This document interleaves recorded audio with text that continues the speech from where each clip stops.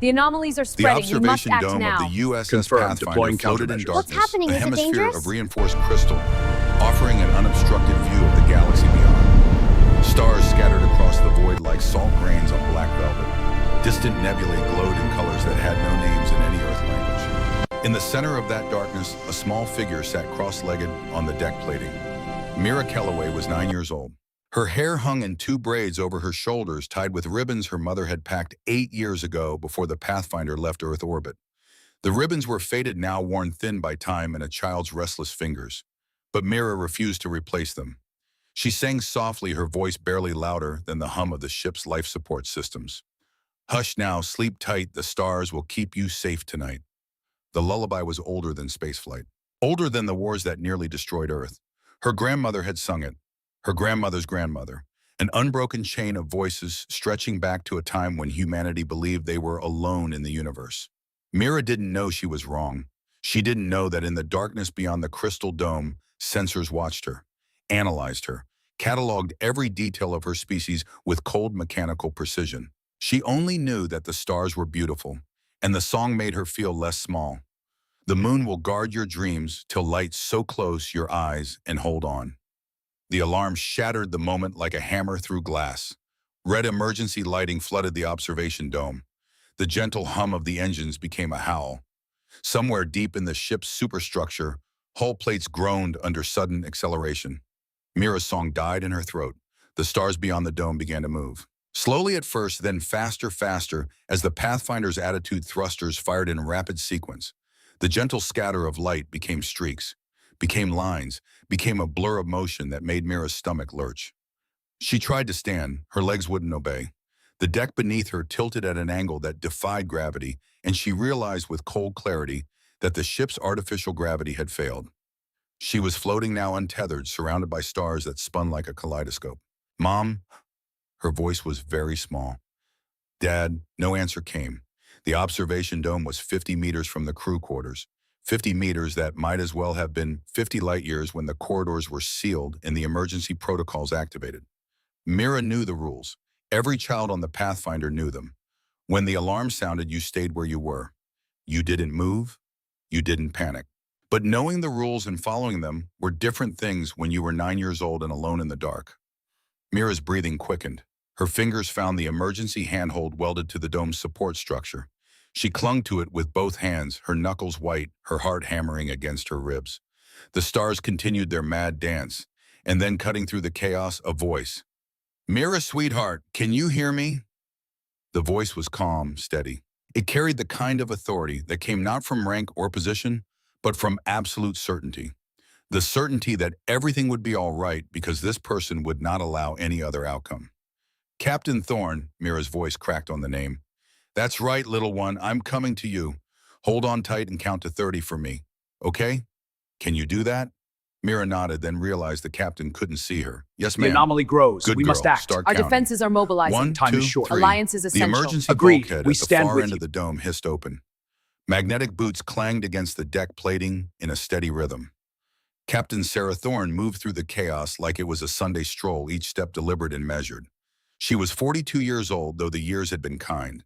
Her hair was pulled back in a regulation bun that was somehow still perfect despite the emergency. Her uniform bore the insignia of United Earth Exploration Service, and beneath that, the small bronze star that marked her as a veteran of the crisis years. Sarah Thorne had been a crisis negotiator before she became a captain. She had talked down armed insurgents, diffused hostage situations, and once convinced a suicidal pilot not to crash his cargo hauler into downtown Chicago. She had seen humanity at its worst and survived. This was just another crisis, another problem to solve. 28, 29, 30. Sarah reached Mira exactly as the girl finished counting. Her hands found the child's shoulders, steadied her, grounded her. Through the physical contact, Mira could feel the captain's heartbeat. Slow, calm, unafraid. "There we go. Perfect counting. Now I need you to listen very carefully. Can you do that?" Mira nodded, not trusting her voice. "We've detected an unknown contact, a ship that appeared without warning. Our sensors can't identify it, which is unusual. I don't know yet what their intentions are or whether they're friendly, but I promise you, Mira, I will keep you safe. Do you believe me?" Mira looked into the captain's eyes. They were gray like storm clouds, like steel, like something that would never bend, never break. "I believe you," she whispered. "Then let's get you back to your parents. Hold on to my arm." They moved through the corridors together, Sarah's magnetic boots providing stability for them both. The red emergency lighting painted everything in shades of blood and shadow. Other crew members rushed past, their faces tight with controlled fear. But none of them stopped. None of them questioned. They saw their captain moving with purpose, and that was enough. The medical bay was 3 decks down. Dr. Lyra Castellan met them at the door, her face pale but composed. She pulled Mira into a fierce embrace. "Thank you, Captain." "She's brave," Sarah said simply, "like her mother." Lyra managed a weak smile. "Her father's actually braver. He's up in engineering, keeping the reactor stable." "Then she got the best of both of you." Sarah squeezed Mira's shoulder once more. "Remember what I told you. Everything's going to be all right." She turned to leave, but Mira's voice stopped her. "Captain, what's out there? What did the sensors find?" Sarah paused. For a moment, her expression flickered. Something passed across her face that might have been concern or anticipation or something else entirely. "I don't know their intentions yet, sweetheart, but I'm going to find out." The bridge of the Pathfinder was a masterpiece of human engineering designed for long-duration exploration at the edge of known space. Holographic displays floated The in 3 anomaly dimensions, grows. We must act. showing Our everything defenses from are hull mobilizing. integrity Time is to short. distant Alliance star is systems. essential. The Agreed. captain's We stand chair with you. sat elevated at the center, surrounded by workstations for navigation, communications, tactical, and science. Sarah took her position with practiced ease. Around her, the bridge crew worked in focused silence. No one spoke unless they had something worth saying. No one panicked. They were professionals, selected from millions of candidates trained for years before the Pathfinder ever left Earth orbit. But even professionals could be shaken. "Report," Sarah said quietly. "Commander Marcus Webb." Her first officer stood at the tactical station. He was a large man, broad-shouldered and imposing, with hands that looked like they could crush steel, but those hands moved across his console with surprising delicacy. "Unknown contact bearing 270 Mark 15, distance approximately 400,000 kilometers, and closing. Mass readings are inconsistent, Captain. The computer keeps trying to recalculate. Energy signature. That's the problem. We're detecting energy output that doesn't match any known classification in our database. It's not fusion, not antimatter, not 0 point. It's something else." Sarah leaned forward. "How long have we been cataloging alien technology, Commander?" 40 years, ma'am, since the manned survey mission began. And in 40 years, we've never encountered an energy signature we couldn't identify." "No, ma'am, never." Webb paused. "Though our unmanned probes have been observing this region for far longer. 2 centuries of passive surveillance. If this signature doesn't match anything in that database either, then we're looking at something genuinely new," Sarah finished, "or something very, very old that's been hiding." Her fingers drummed once against the armrest of her chair, a small tell visible only to those who knew her well. It meant she was thinking, calculating, running through possibilities at a speed that would shame most computers. "Hailing frequencies," she said, "all standard protocols."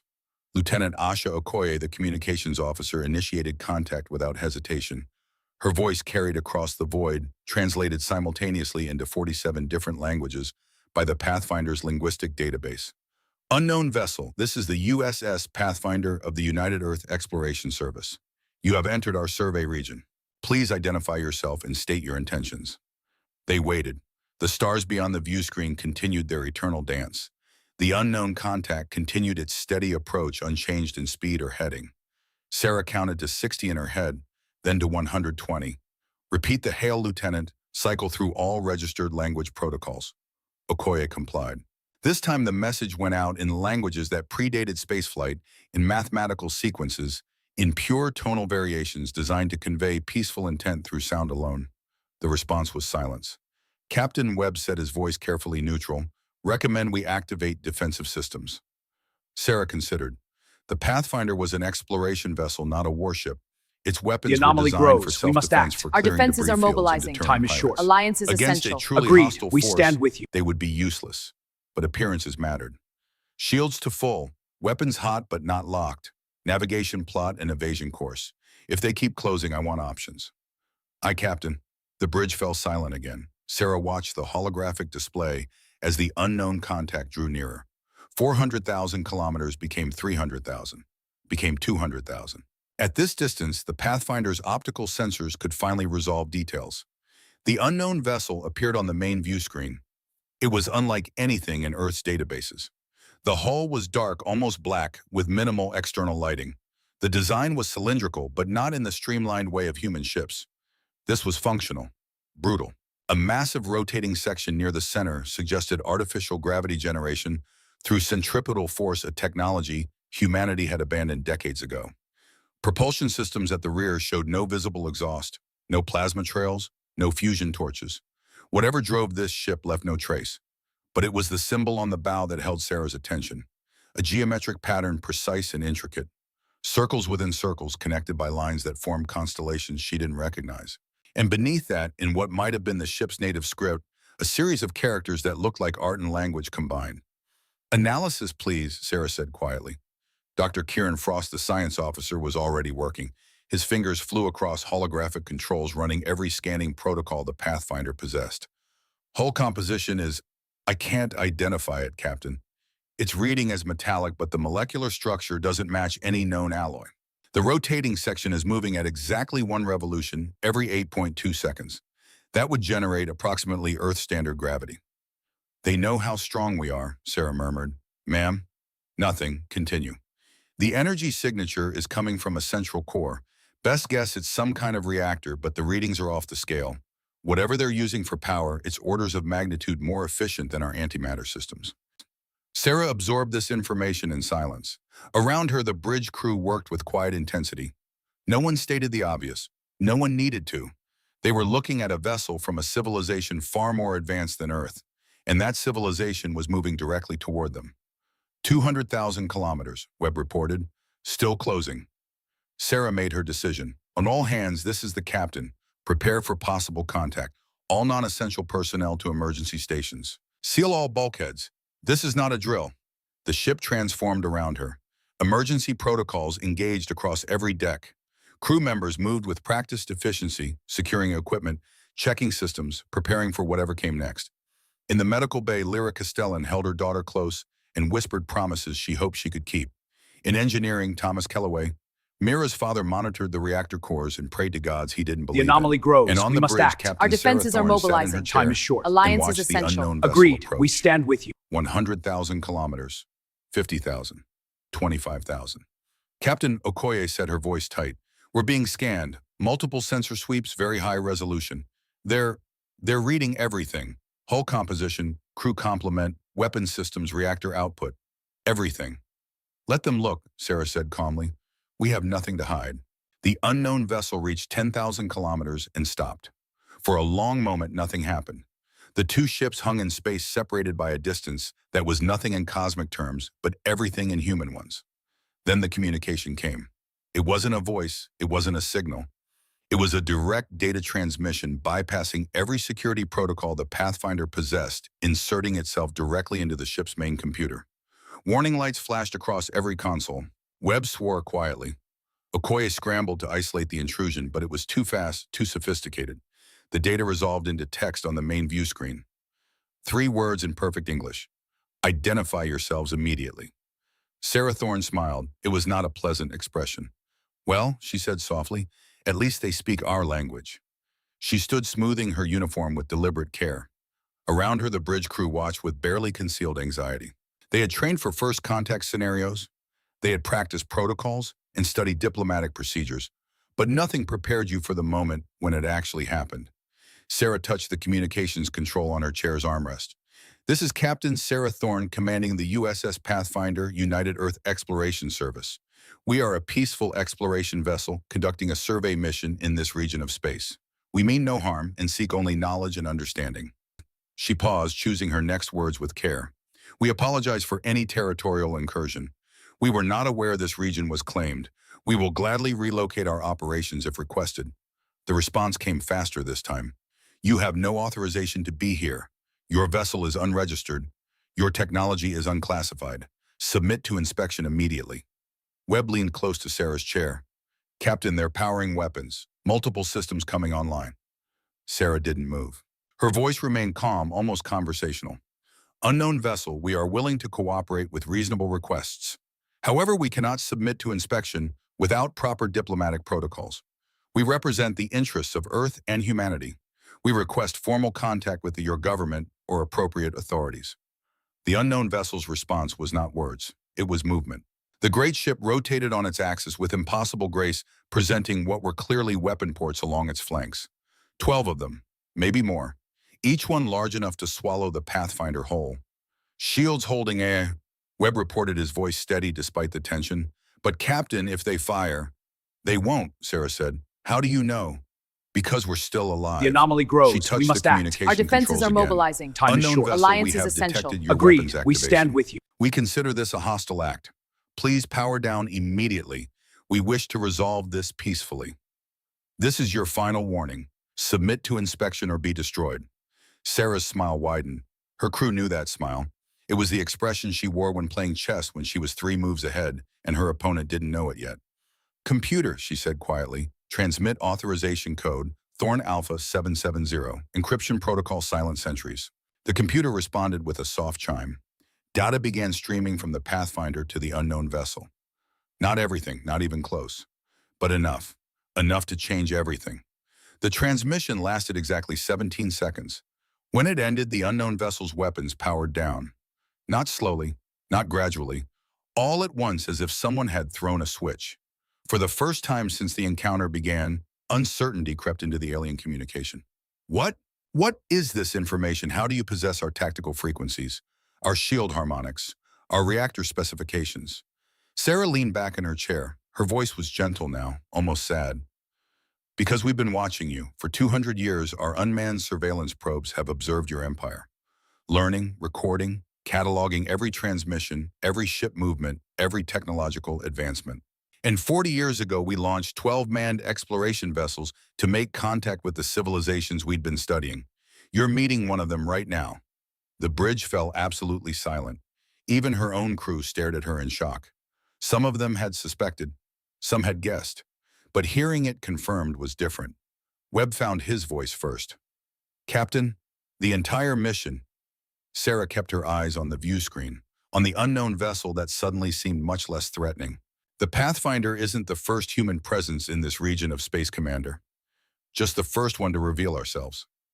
For 2 centuries, unmanned probes, stealth satellites, and reconnaissance drones have been observing the Zalkari Empire from the shadows.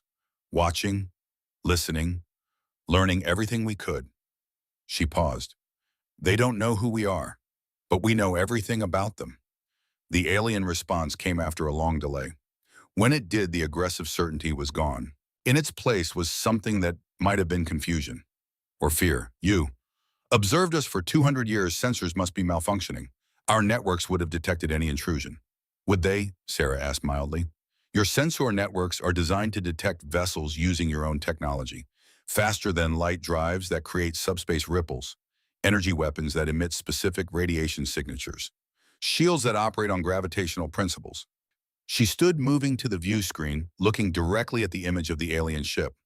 We don't use any of those technologies. Our FTL drives work on different principles. Our weapons are kinetic projectiles anomaly with grows. no energy We must signature act. until Our defenses they fire. are mobilizing. Our Time is shields short. are Alliance layered is essential. composites, Agreed. not We gravitational stand with you. fields. To your sensors, we're ghosts, shadows, nothing.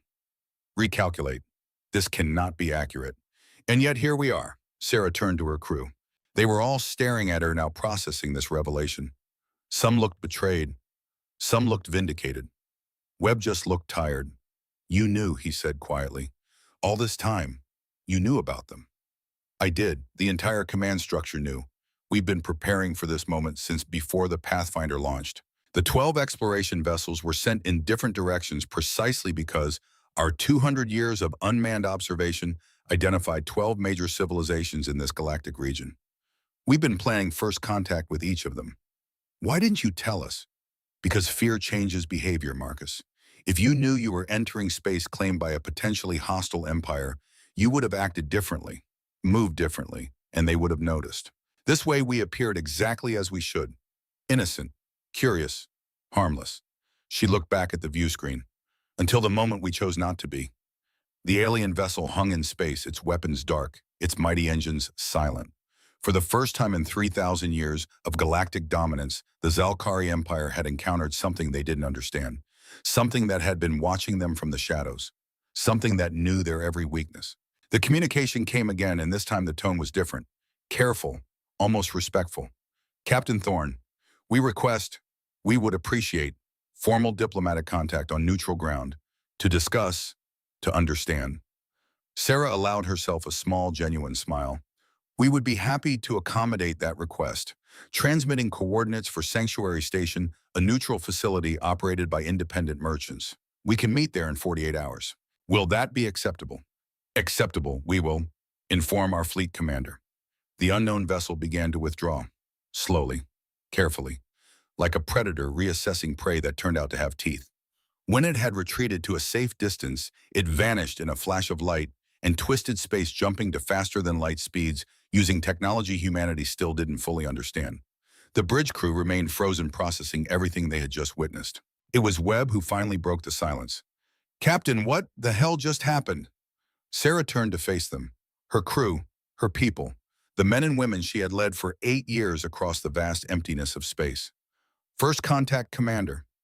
The real kind, not the sanitized version from training simulations.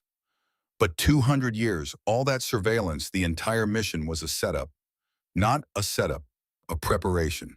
Humanity learned a long time ago that knowledge is survival. After the crisis, years after we nearly destroyed ourselves, our governments finally agreed on something. If we ever encountered alien civilizations, we would not The go in anomaly blind. grows. We must watch, act. Our learn, defenses are prepare. mobilizing. Time is She short. moved Alliance back is to her essential. chair, but didn't Agreed. sit. We stand with you. We saw what the Zalkari Empire did to other species through our observations, how they conquered, how they absorbed, how they eliminated anyone who threatened their dominance. We couldn't afford to be weak, couldn't afford to be ignorant. So we watched for 2 centuries through unmanned systems, and when we finally had enough data, we sent 12 ships to make contact on our terms, not theirs. Dr. Frost spoke up, his voice hesitant. Captain, with respect, this feels like manipulation, like we deliberately deceived them. We did, Sarah said simply, and it probably saved our lives. If we had stumbled into their territory blind and ignorant, they would have captured us, studied us, classified us, filed us away in their database like specimens, or worse, eliminated us as a potential threat. She looked around at her crew. Instead, we're the ones they can't classify, the ones they fear. And fear, my friends, is the foundation of respect. Okoye raised her hand slightly. What happens now? Now we go to Sanctuary Station. We meet with their fleet commander, and we negotiate a relationship between humanity and the Zalkari Empire based on mutual strength, not servitude. Sarah sat down again, her expression softening slightly. But first we stand down from alert status. Someone check on Mira and make sure she's all right. And someone get me a full status report on all systems. We have 48 hours to prepare for the most important diplomatic meeting in human history. The crew moved to obey. The immediate crisis passed, but the shock remained. The revelation that their peaceful exploration mission was something much more calculated. Something that had been planned for longer than most of them had been alive. Webb lingered at Sarah's side. They're going to send a fleet, aren't they? This isn't over. Oh, they'll send a fleet, Sarah agreed. Probably the biggest show of force they can muster. They'll want to intimidate us, remind us who the dominant power is. Can we handle that? Sarah thought of the data she had transmitted. The tactical frequencies, the shield harmonics, the reactor specifications. 200 years of observation compressed into 17 seconds of information. Just enough to prove they'd been watching. Not enough to reveal everything they knew. We don't need to handle them, Marcus. We just need to make them understand that fighting us would be too costly. That diplomacy is the better option. And if they don't see it that way, Sarah's expression hardened, then they'll learn the hard way that humans are very, very good at war. We've had 3,000 years of practice on each other. We know every trick, every tactic, every way to make violence efficient and terrible. She paused. But I really hope it doesn't come to that. 3 decks below in the medical bay, Mira Kellaway lay in her mother's arms and tried not to cry. Is it over? She whispered. Lyra stroked her daughter's hair. For now, sweetheart.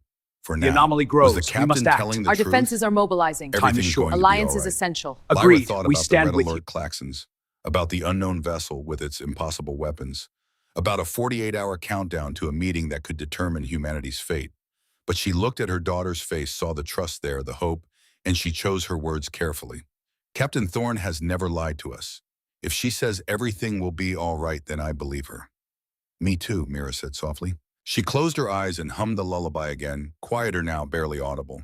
Hush now. Sleep tight. The stars will keep you safe tonight. Outside the medical bay's viewports, the stars continued their eternal dance. Uncaring, unknowing, bearing silent witness to the moment when humanity stepped from the shadows and announced themselves to a galaxy that thought it knew everything. They were wrong. They had always been wrong. And somewhere in the vastness of space, a Zalkari fleet commander received an impossible report and began to understand just how wrong they had been. The command center of Surveillance Station Arcturus 7 had been built to last 1,000 years. Its walls were reinforced duralloy capable of withstanding direct hits from antimatter warheads.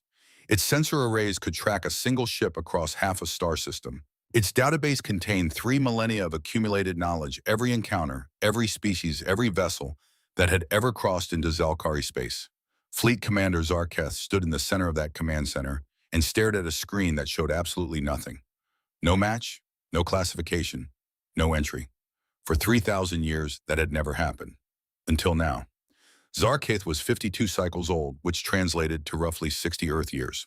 He came from a high-gravity world where the weak died young and the strong learned to move with deadly efficiency. His species had 4 arms, 6 eyes arranged in a hexagonal pattern, and a crest of bone ridges that ran from forehead to spine.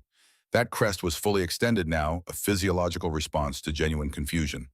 "Run the analysis again," he commanded. His voice carried harmonic overtones, the result of dual vocal cords that could produce sounds human ears would find unsettling. Sensor operator Telrus, a young female barely into her second decade of service, worked her console with all 4 hands. Her secondary eyes tracked data streams, while her primary eyes remained fixed on her superior officer. Already completed tertiary verification, Commander. Database search across all parameters. No match in any classification. The vessel is completely unknown. Zarketh's secondary hearts began to accelerate. His species experienced that particular physiological response when confronting something genuinely novel, something that didn't fit the established patterns. He had felt it only twice before in his long career. Once when his mate gave birth to their first offspring. Once when he watched his homeworld from orbit for the first time. Never in the line of duty. "Specifications," he said quietly. Tilris manipulated her controls. Holographic data materialized above the command center's central projector. The anomaly grows. We must Mass act. readings Our are defenses are inconsistent, mobilizing. Commander. Time is short. The Alliance computer is keeps essential. trying to Agreed. recalculate. We stand with Energy you. signature doesn't match any known classification. Hull composition is unidentified. Propulsion system shows no visible exhaust. She paused. And Commander, the computer has 0 matches in the historical database. Not similar, not close. 0. Zarketh moved closer to the holographic display. The unknown vessel rotated there in miniature, its dark hull catching light in strange ways. He studied it with the intensity of a predator examining new prey. But something about this prey bothered him. The ship was too deliberate, too purposeful. It maintained perfect velocity and heading, as if it knew exactly where it was going and saw no reason to deviate. "Hailing frequencies," Zarketh ordered. "Standard first contact protocols." Communications Officer Rekval initiated contact cycling through 47 different languages. The message went out in Zalkari primary in the trade tongues of allied species in mathematical sequences designed to convey peaceful intent. The unknown vessel's response was silence. "Repeat the hail," Zarketh said. His crest flattened slightly, a sign of growing concern. "All registered language protocols." The second attempt produced the same result. The vessel continued on its course unchanged, uncommunicating. Zarketh made his decision quickly. 20 cycles of monitoring this sector had taught him caution. When something appeared in Imperial space with no record of its existence, you didn't take chances. Priority transmission to War Marshal Draven. Have him bring Battle Group Hammerfall to these coordinates. Standard interdiction protocols. I want that ship stopped and identified. The response came within minutes. Draven's sharp features appeared on the communication screen. He was older than Zarketh, his crest graying at the tips, his 4 arms bearing the scars of a dozen campaigns. He wore ceremonial battle armor that gleamed even through the holographic transmission. "Commander Zarketh, you're certain this requires a full battle group. When something appears in our space with no record of its existence, Marshal, I prefer overwhelming force, especially given recent intelligence reports about increased activity in the frontier regions." Zarketh transmitted all sensor data to Draven's flagship. 12 cruisers and 4 dreadnoughts should suffice. Standard formation, standard protocols. Simply stop it and determine what it is. Draven's expression showed confidence bordering on amusement. One ship against 16, Commander. We could accomplish this with a single cruiser. Nevertheless, I want overwhelming presence. And Marshal, enable all recording systems. If this is a first contact situation, the High Council will want complete documentation. As you command, Commander. Draven offered the traditional salute, his forearms crossing over his chest in sequence. The transmission ended. Zarketh returned to the observation deck, watching the red marker on the long-range display. 2 hours until Battle Group Hammerfall arrived. 2 hours to wonder what waited in that The anomaly dark ship. grows. We must What act. species? Our defenses What are intentions? mobilizing. Time is short. What Alliance is capabilities? essential. Agreed. His We secondary stand with eyes you. tracked movement on an auxiliary display. Intelligence reports from across the frontier. Other surveillance stations reporting similar anomalies. Unknown contacts appearing in different sectors. All with the same pattern, no database match, advanced technology, deliberate movement. It wasn't just one ship, it was a pattern. And patterns suggested organization. Purpose. The unknown vessel continued its steady progression deeper into Zelkari territory. Unchanging, unwavering, like it had every right to be there. Zarketh's crest extended fully. Whatever was happening, it was bigger than one contact, bigger than one encounter. The galaxy was changing, and the Zalkari Empire had just received its first warning.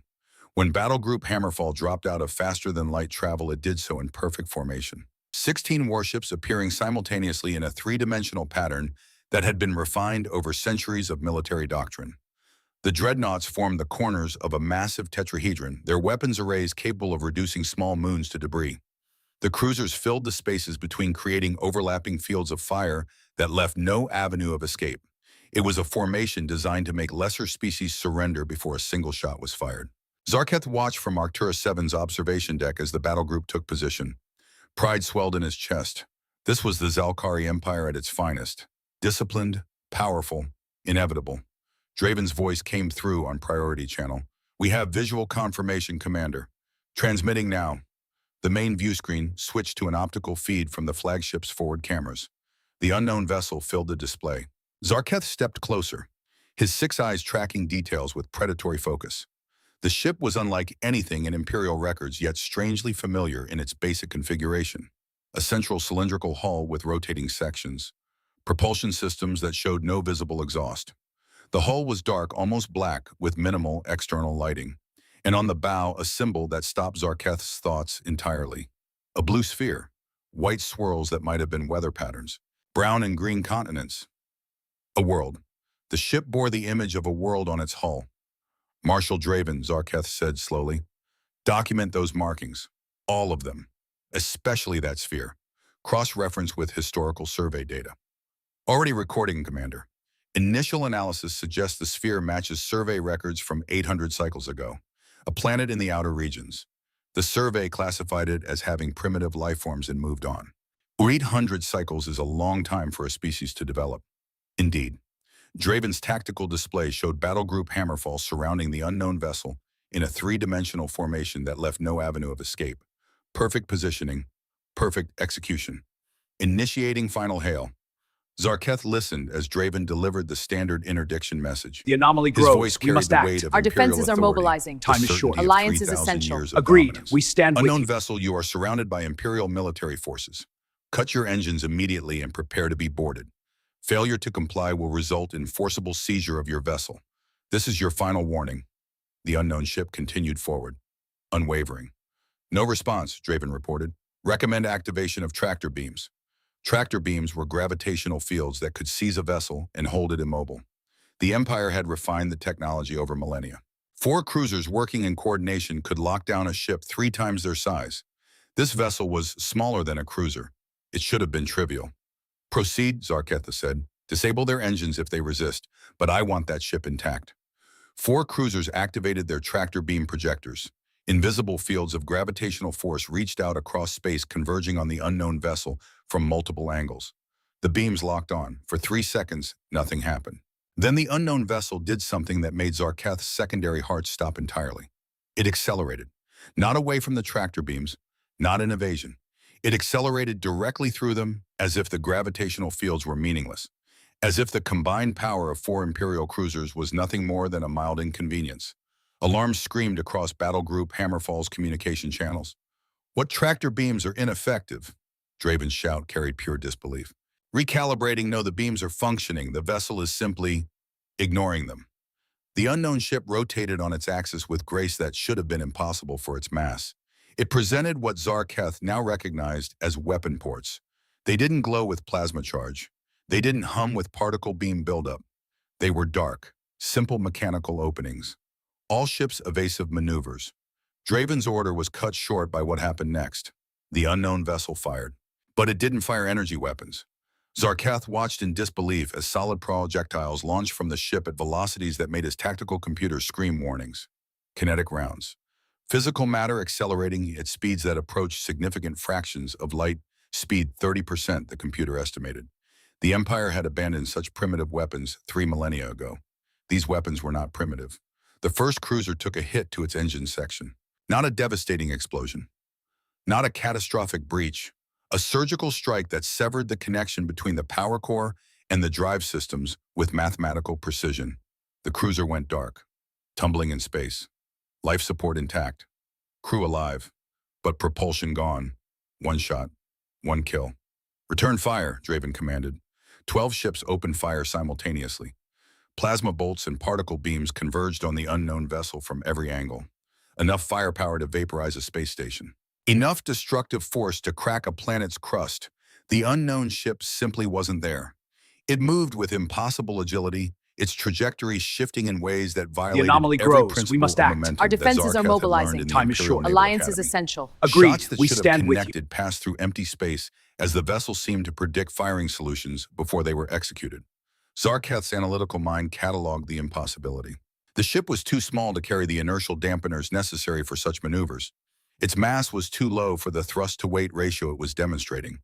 Its trajectory changes suggested it knew where each shot would be before it was fired. Another kinetic round struck a dreadnought. This time Zarketh saw the precision clearly. The projectile hit exactly where the shield generator connected to the main power grid. The dreadnought's shields collapsed instantly, leaving it vulnerable but otherwise undamaged. They're not trying to destroy us, Zarketh whispered, realization dawning like cold water. They're disabling us, surgically, precisely. A third shot took out the weapons array on another cruiser. A fourth disabled the navigation systems on a dreadnought. Each strike was perfectly placed, hitting critical systems while carefully avoiding crew quarters and life support. The unknown vessel wasn't fighting to kill, it was fighting to neutralize. And it was winning. Battle Group Hammerfall's formation dissolved into chaos. Ships tried to scatter to find range to establish any kind of tactical advantage. The unknown vessel moved through them like a predator through prey. Each movement economical, purposeful, its weapons fired with mechanical regularity. Each shot accounting for a disabled system, a crippled ship. Draven's flagship took a hit to its main communications array. His voice became broken, static-filled. Commander, sensors indicate, cannot maintain. The transmission cut out entirely. Zarketh could only watch as the battle unfolded. Watch as the pride of the Imperial Navy's 16 of the most advanced warships ever constructed were systematically dismantled by a single unknown vessel. Stage 1, contempt. Primitives with their obsolete kinetic weapons. Stage 2, curiosity. How are they penetrating our shields? Stage 3, shock. This shouldn't be possible. Zarketh felt his worldview shifting with each passing second. Everything he knew about warfare, about technology, about imperial superiority, was being proven wrong in real time. 6 minutes after the engagement began, it was over. Battle Group Hammerfall floated in space. 16 ships reduced to helpless hulks. Engines disabled. Weapons offline. Shields collapsed. Emergency beacons screaming for assistance. But almost no casualties. The unknown vessel had been surgical, almost gentle in its devastation. A few injuries from impacts and sudden maneuvers. Some crew with broken bones from failed inertial dampeners. But only one death. Zarketh's console showed the casualty report. Lieutenant Talvik assigned to Draven's flagship, 19 cycles old. His restraints had failed during an evasive maneuver. Impact with a bulkhead at high velocity. Instant death. The The nephew of anomaly War Marshal grows. Draven. We must act. Our The defenses unknown are ship mobilizing. oriented Time is itself short. back to Alliance its is original essential. heading Agreed. and We engaged stand its drive with you. systems. It accelerated smoothly away from the debris field of disabled Imperial warships, resuming its course as if nothing had interrupted its journey. Zarketh stood frozen on the observation deck, his forearms hanging limply at his sides. In 3,000 years of imperial expansion, nothing like this had ever been recorded. A single unknown vessel had defeated a full battle group without suffering a scratch, without firing a single unnecessary shot, without ever acknowledging their communications. Stage 4 beginning. I underestimated them. We all did. Send priority alert to Imperial Command, Zarketh said, his voice barely above a whisper. Code Crimson. Unknown hostile capability encountered. Species unidentified. Technology unclassified. Threat level. He paused, struggling to find the appropriate designation. Threat level cannot be determined with current data. Recommend immediate High Council briefing. The communications officer stared at him. Commander Code Crimson hasn't been issued in over 500 cycles. Issue it now, Zarketh commanded, and add this to the report. Whatever that was, whoever built it, they've been watching us. They knew exactly where to hit us. They understood our tactics, our technology, our weaknesses. He looked at the distant point of light that represented the unknown vessel now accelerating beyond sensor range. They've studied us thoroughly, and we know absolutely nothing about them. This asymmetry represents a strategic threat of the highest order. The wreckage of Battle Group Hammerfall drifted in space. Crews worked frantically to restore power to reactivate systems to understand what had just happened to them. On the Dreadnought, Crimson Dawn War Marshal Draven pulled himself from the debris of his command chair. Blood ran from a cut above his left eye. His ceremonial armor was scorched, but he was alive. Around him, his bridge crew struggled to restore function to damaged systems. Casualty report, Draven growled. His second officer, Lieutenant Commander Krelvon, worked his console with 3 of his 4 arms. The 4th hung useless, broken in the attack. Checking all ships now, Marshal. Most crews reporting injuries, some critical, but... He paused, his crest rising in confusion. Only 1 fatality confirmed, sir. Won a battle of that intensity there must be. Lieutenant Talvek, sir. Your nephew. His restraint system failed during evasive maneuvers. He struck a bulkhead at high velocity. Death was instantaneous. Medical confirms no other fatalities across the entire battle group. Draven felt his secondary hearts accelerate. 1 death. His brother's son. The promising young officer he'd personally recommended for this assignment, in a battle that should have killed hundreds. They could have destroyed us, he said slowly. Every shot was precise. They targeted systems, not crew quarters.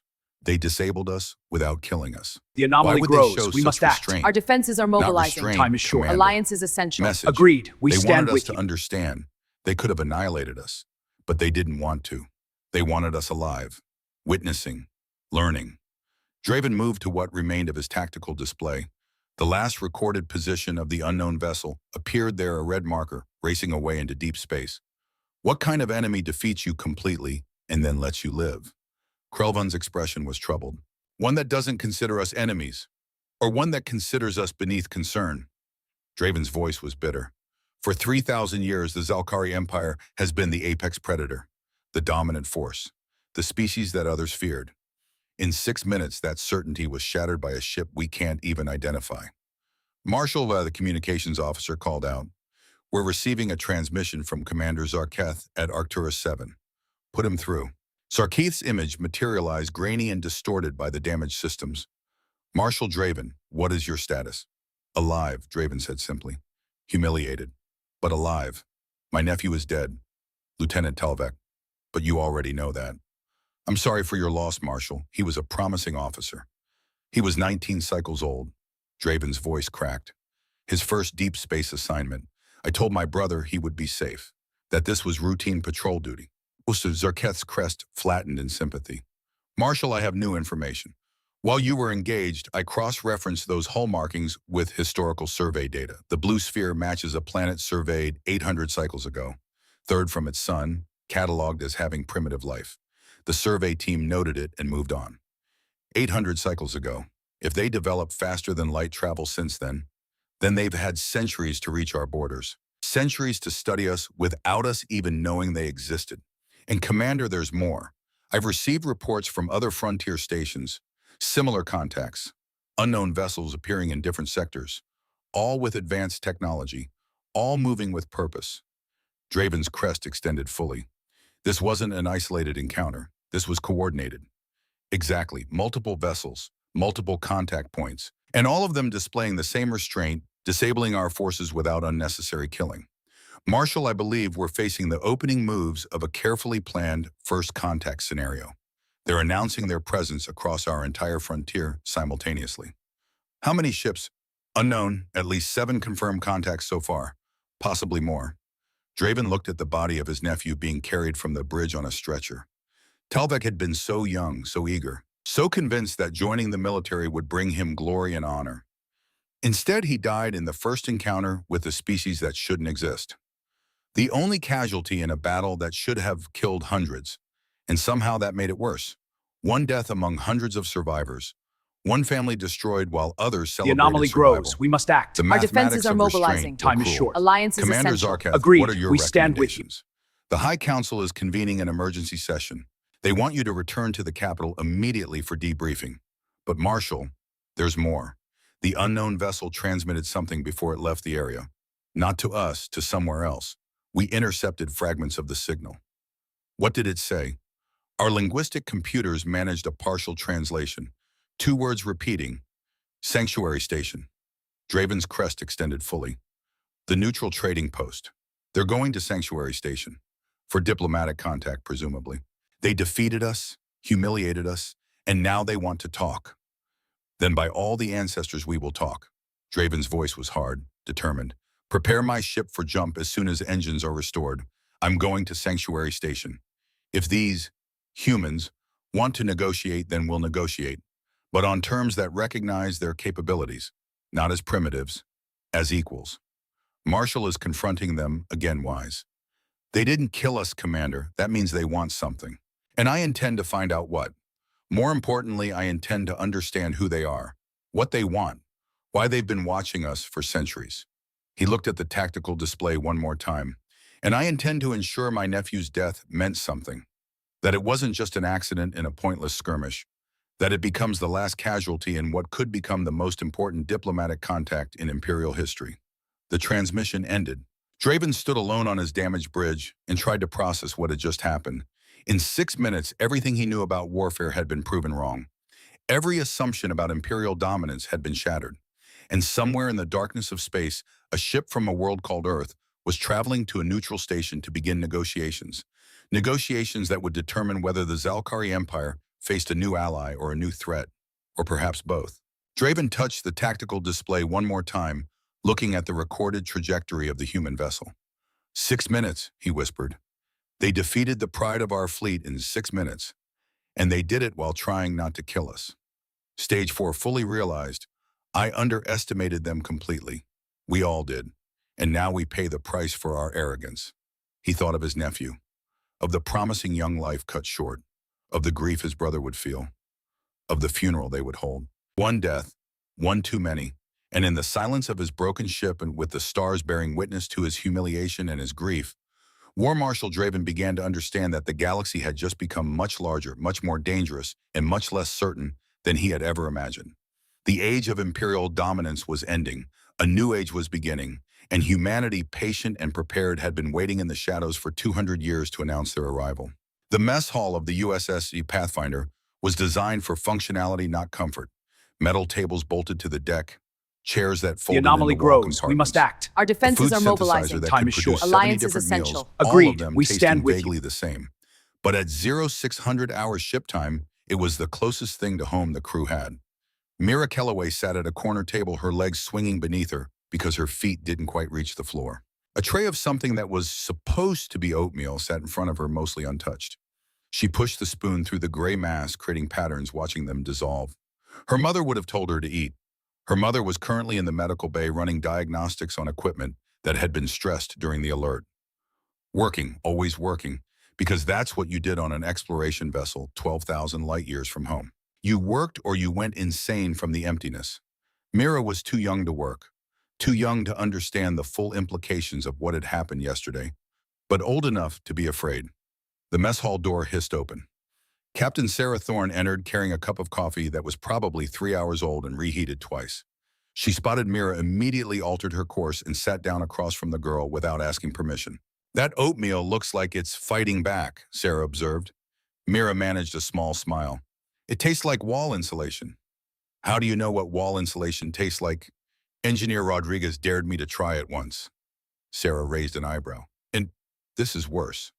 They sat in comfortable silence for a moment. Around them, the mess hall slowly filled with crew members grabbing breakfast before their shifts. Quiet conversations, the clink of utensils, the hiss of the coffee dispenser.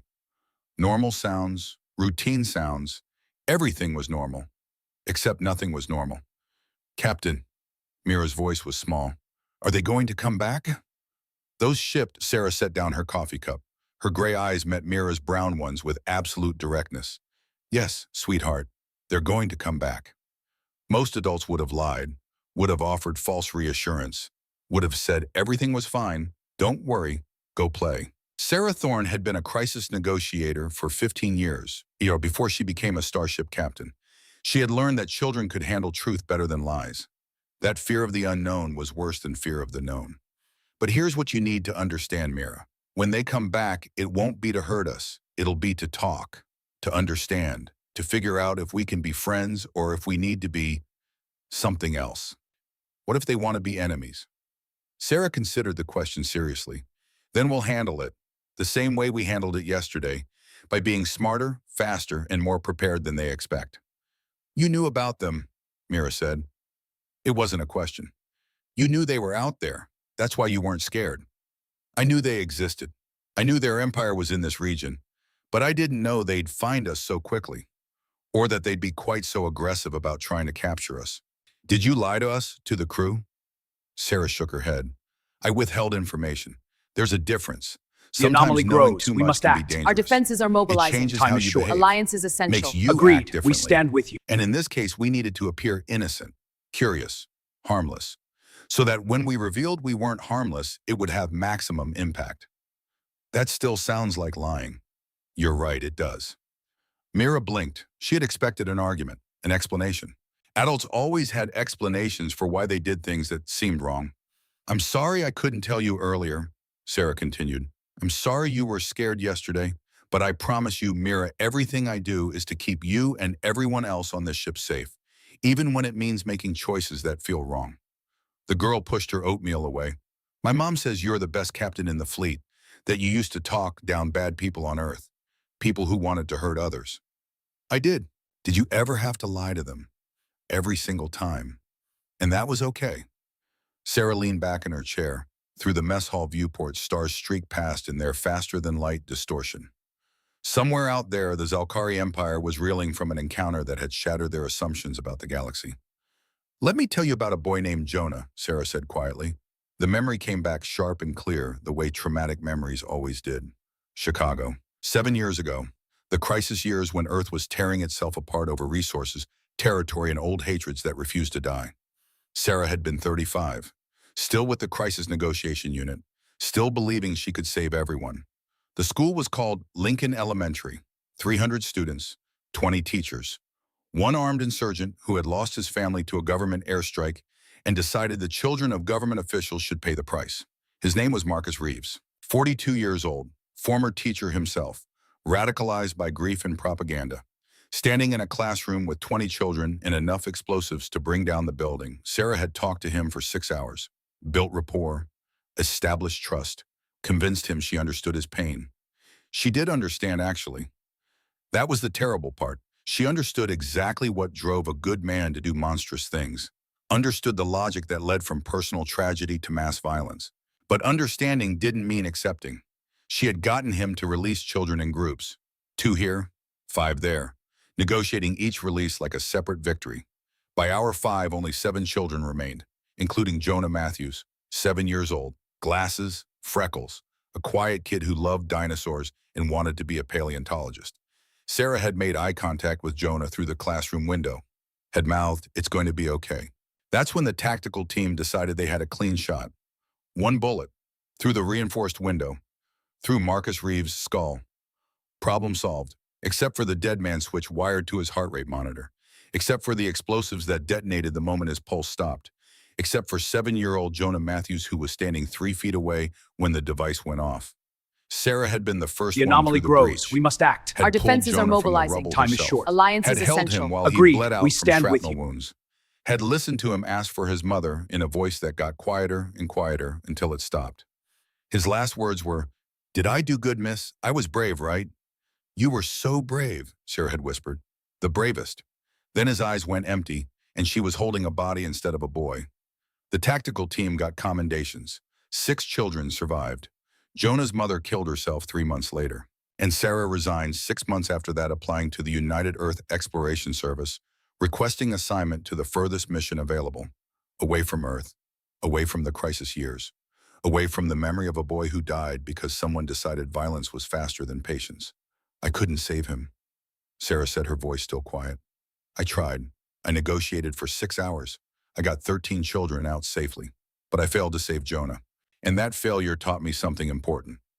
"What?" Mira whispered. "That sometimes the hard choice is the right choice. That taking time, being patient, working through problems slowly. It feels wrong when you want fast results. But fast results get people killed." Sarah met Mira's eyes again. "Yesterday I could have told the Zalkari everything immediately. Could have transmitted all our data, all our knowledge, all our capabilities in one big information dump. It would have been faster, easier, more straightforward. But it would have made them more afraid," Mira said slowly. "Exactly. And fear makes people do violent things. So instead I gave them just enough information that makes them curious. Just enough to make them want to talk instead of shoot. It takes longer. It's more complicated. But it keeps people alive." Mira thought about this. At 9 years old, the complexities of interstellar diplomacy were beyond her. But she understood fear. She understood the difference between adults who lied to make themselves feel better and adults who withheld truth to protect others. "Thank you for keeping me safe," she said finally. Sarah reached across the table and squeezed the girl's hand once. Brief, warm. "Always, little one. Always." The mess hall door opened again. Commander Marcus Webb entered, spotted Sarah, and headed directly toward her table. His expression was carefully neutral, but Sarah had known him for 8 years. She could read the tension in his shoulders. "Captain, sorry to interrupt. We have an incoming transmission. Priority channel. It's from Sanctuary Station." Sarah stood, smoothing her uniform automatically. "Acknowledge, Commander." "Mira, finish your breakfast. Or at least throw it in the recycler so your mother doesn't know you wasted it." Mira managed a real smile this time. "Yes, ma'am." As Sarah followed Webb toward the bridge, she heard Mira humming softly behind her. The lullaby. The one from yesterday. The sound of a child choosing courage over fear. It was the best thing Sarah had heard all morning. The transmission from Sanctuary Station was audio only, which told Sarah 2 things immediately. The anomaly grows. First, We must the sender act. wanted Our defenses some are privacy. mobilizing. Time is Second, short. they were Alliance nervous. is essential. Agreed. USS We stand Pathfinder. with you. This is Station Master Kale of Sanctuary Station. I hope this message finds you well. I have received an unusual request. Kale's voice carried the translator's synthetic quality, but underneath, Sarah could hear genuine anxiety. Sanctuary Station was neutral territory operated by a coalition of independent merchants who made their living by staying out of political conflicts. Hosting a meeting between humanity and the Zalkari Empire was very much a political conflict. War Marshal Draven of the Zalkari military has contacted me, Kale continued. He requests a formal meeting, on my station, with your representatives, to discuss, and I quote, terms of peaceful coexistence. Sarah exchanged glances with Webb. The commander's eyebrows rose fractionally. He's bringing 50 ships as an escort, Kale added. 50, to a diplomatic meeting. Captain Thorne, I've been running this station for 40 cycles, and I've never seen anything like this. The Zalkari don't negotiate, they dictate. But they're asking to negotiate now, Sarah said quietly. Yes. And frankly, Captain, it's terrifying. Half my staff want to evacuate before you arrive. The other half want to charge admission to watch. I'm asking you as one professional to another, is this going to result in my station becoming a debris field? Sarah considered her response carefully. Station Master Kael, I give you my word that humanity has no hostile intentions towards Sanctuary Station or any neutral parties. We came to explore, not conquer. That's not what the Zalkari say. Marshal Draven transmitted Battlegroup Hammerfall's combat footage. You disabled 16 warships in 6 minutes, Captain. That's not exploration. That's terrifying precision. We defended ourselves when threatened, nothing more. We made our point without unnecessary killing. Unnecessary killing, you make it sound clinical. War is clinical when you do it right, messy when you do it wrong. We prefer to do things right. Kale made a sound that might have been nervous laughter. Captain Thorne, who are you people? We're Explorer's Station Master, who happen to be very, very good at defending ourselves when necessary. Now, will you host this meeting or not? Another pause. Sarah could almost hear Kale calculating risks, weighing profits against dangers. Yes, he said finally. But Captain, I'm imposing strict protocols. No weapons in the conference hall. No more than 5 representatives per side. And the first sign of hostility, I'm venting the entire section to space. Understood. Perfectly reasonable. We'll arrive in 36 hours. And Station Master? Thank you, this takes courage. Don't thank me yet. If this goes badly, my station becomes a historical footnote. The place where human-Zalkari relations turned into a shooting war. It won't come to that. How can you be sure to pray? Sarah smiled, though Kale couldn't see it. Because we've been planning this moment for 200 years. The anomaly grows. We know exactly must act. Our defenses are mobilizing. Time is short. Alliance ended. is essential. Webb stood at her Agreed. shoulder, We arms stand crossed. with you. 200 years of planning. Are we really that prepared? We'd better be, Sarah said. Because if this goes wrong, it won't just be our lives on the line. It'll be every human in this region of space. The Zalkari will hunt down all 12 exploration vessels. They'll trace our trajectory back to Earth. And they'll make sure humanity never threatens them again. No pressure then? None at all. Sarah moved to the navigation console. Plot a course for Sanctuary Station. Best speed. I want to arrive before Draven so we can assess the environment and establish our position. Aye, Captain. And our delegation. Who are you taking? Sarah thought about diplomatic protocols, about power dynamics, about the message every choice would send. You obviously, Dr. Frost for scientific consultation, Lieutenant Okoye for communications, and, she paused, and Mira Kellaway. Webb's expression went carefully blank. Captain, with respect, bringing a 9-year-old child to a high-stakes diplomatic negotiation shows them we're not warriors, we're families, parents, people with children we want to protect. Or it shows we're willing to use children as shields. The Zalkari have strong family bonds, Marcus. I've read the cultural reports. Bloodlines matter to them. Legacy, the continuation of their species through generations. Draven just lost his nephew in our encounter. A 19-year-old kid on his first assignment. She moved closer, her voice dropping. We bring Mira, we make a statement. We're not heartless tactical geniuses who calculate battles like chess games. We're people who care about children, who grieve when they die, who want them to have futures worth living. Webb nodded slowly. You really think that will work? I think it's our best chance, because the alternative is arriving with a purely military delegation, which sends the message that we're warriors first, diplomats second. That's not the humanity I want them to see. And if Draven sees it as weakness, if he thinks we're soft, Sarah's expression hardened, then he'll learn the difference between being soft and choosing not to be hard, between capability and willingness. We've already proven we can fight. Now we prove we prefer not to. The Pathfinder's course to Sanctuary Station would take 36 hours at maximum sustainable velocity. Enough time to prepare, to rehearse, to ensure everyone understood their roles, and enough time for things to go wrong. 20 hours into the journey in the depths of engineering, Section 7 Alpha, Devin Rast noticed something that would change everything. Devin was 36 years old, though he looked older. 8 years in space did that to you. The constant background radiation. The artificial gravity that never quite felt right. The stress of keeping a starship running with limited resources and no support. He had twin daughters back on Earth, Lily and Rose, 10 years old The anomaly now. grows. We must Brilliant and act. beautiful Our defenses and are completely mobilizing. unaware Time is their short. father Alliance was is 12,000 essential. light Agreed. years away. We stand with you. His wife sent videos every month through the Quantum Relay Network, updates on school friends' life. The videos were 4 years old by the time they reached him due to time dilation effects from relativistic travel. He watched his daughters grow up in bursts, jumping from 6 to 7 to 8 in monthly increments that felt like someone was fast-forwarding through his life. The last video had shown them at their 10th birthday party, blowing out candles, laughing, asking when Daddy was coming home. Soon, his wife had said in the video, her smile not quite reaching her eyes. Daddy will be home soon. But soon was still 8 more years of mission time, and 8 years in space could feel like eternity. Right now, Devin was focused on something more immediate than homesickness. The power relay junction in Section 7 Alpha was fluctuating.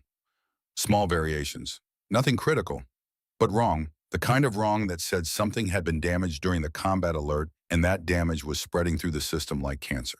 Castellan, he called over his shoulder. I'm seeing instability in the plasma conduits. You getting the same readings? Dr. Lyra Castellan. Mira's mother checked her diagnostic panel. She was here because engineering overlapped with medical. In this section, shared life support systems, shared environmental controls. When one failed, both departments responded. Confirmed. Looks like microfractures from the combat maneuvers. The system compensated initially, but now it's degrading. The fractures are spreading along the stress lines. We need to reroute before it fails completely. Otherwise, we lose shield coverage on the port quarter. Can it wait until we reach Sanctuary Station? We're less than 20 hours out.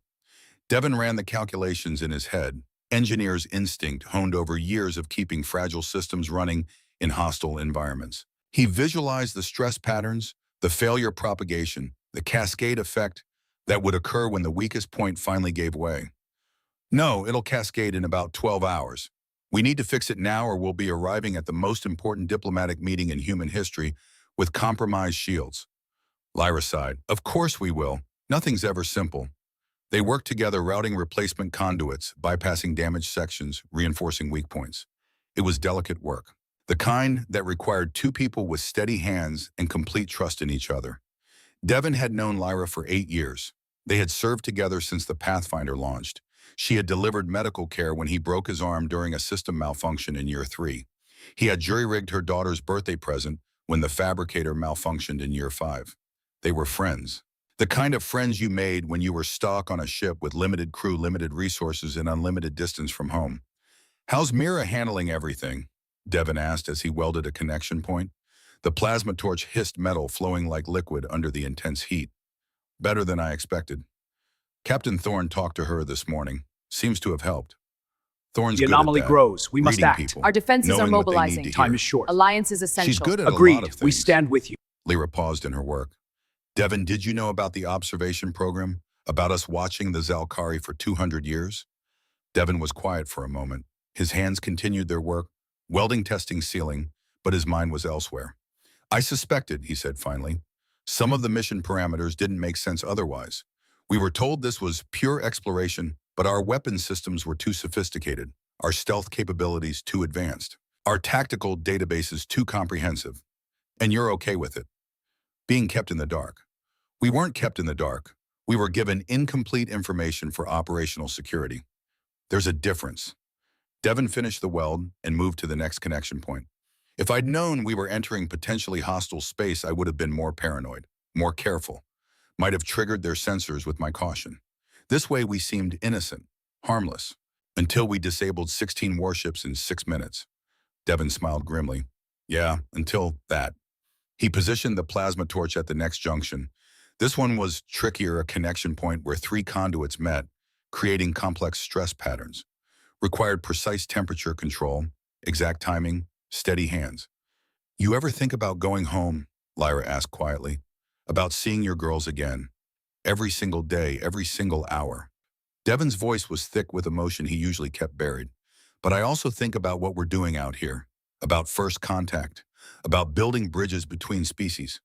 About making sure my daughters inherit a galaxy where humans aren't alone. Aren't afraid. He activated the plasma torch. The junction point began to glow.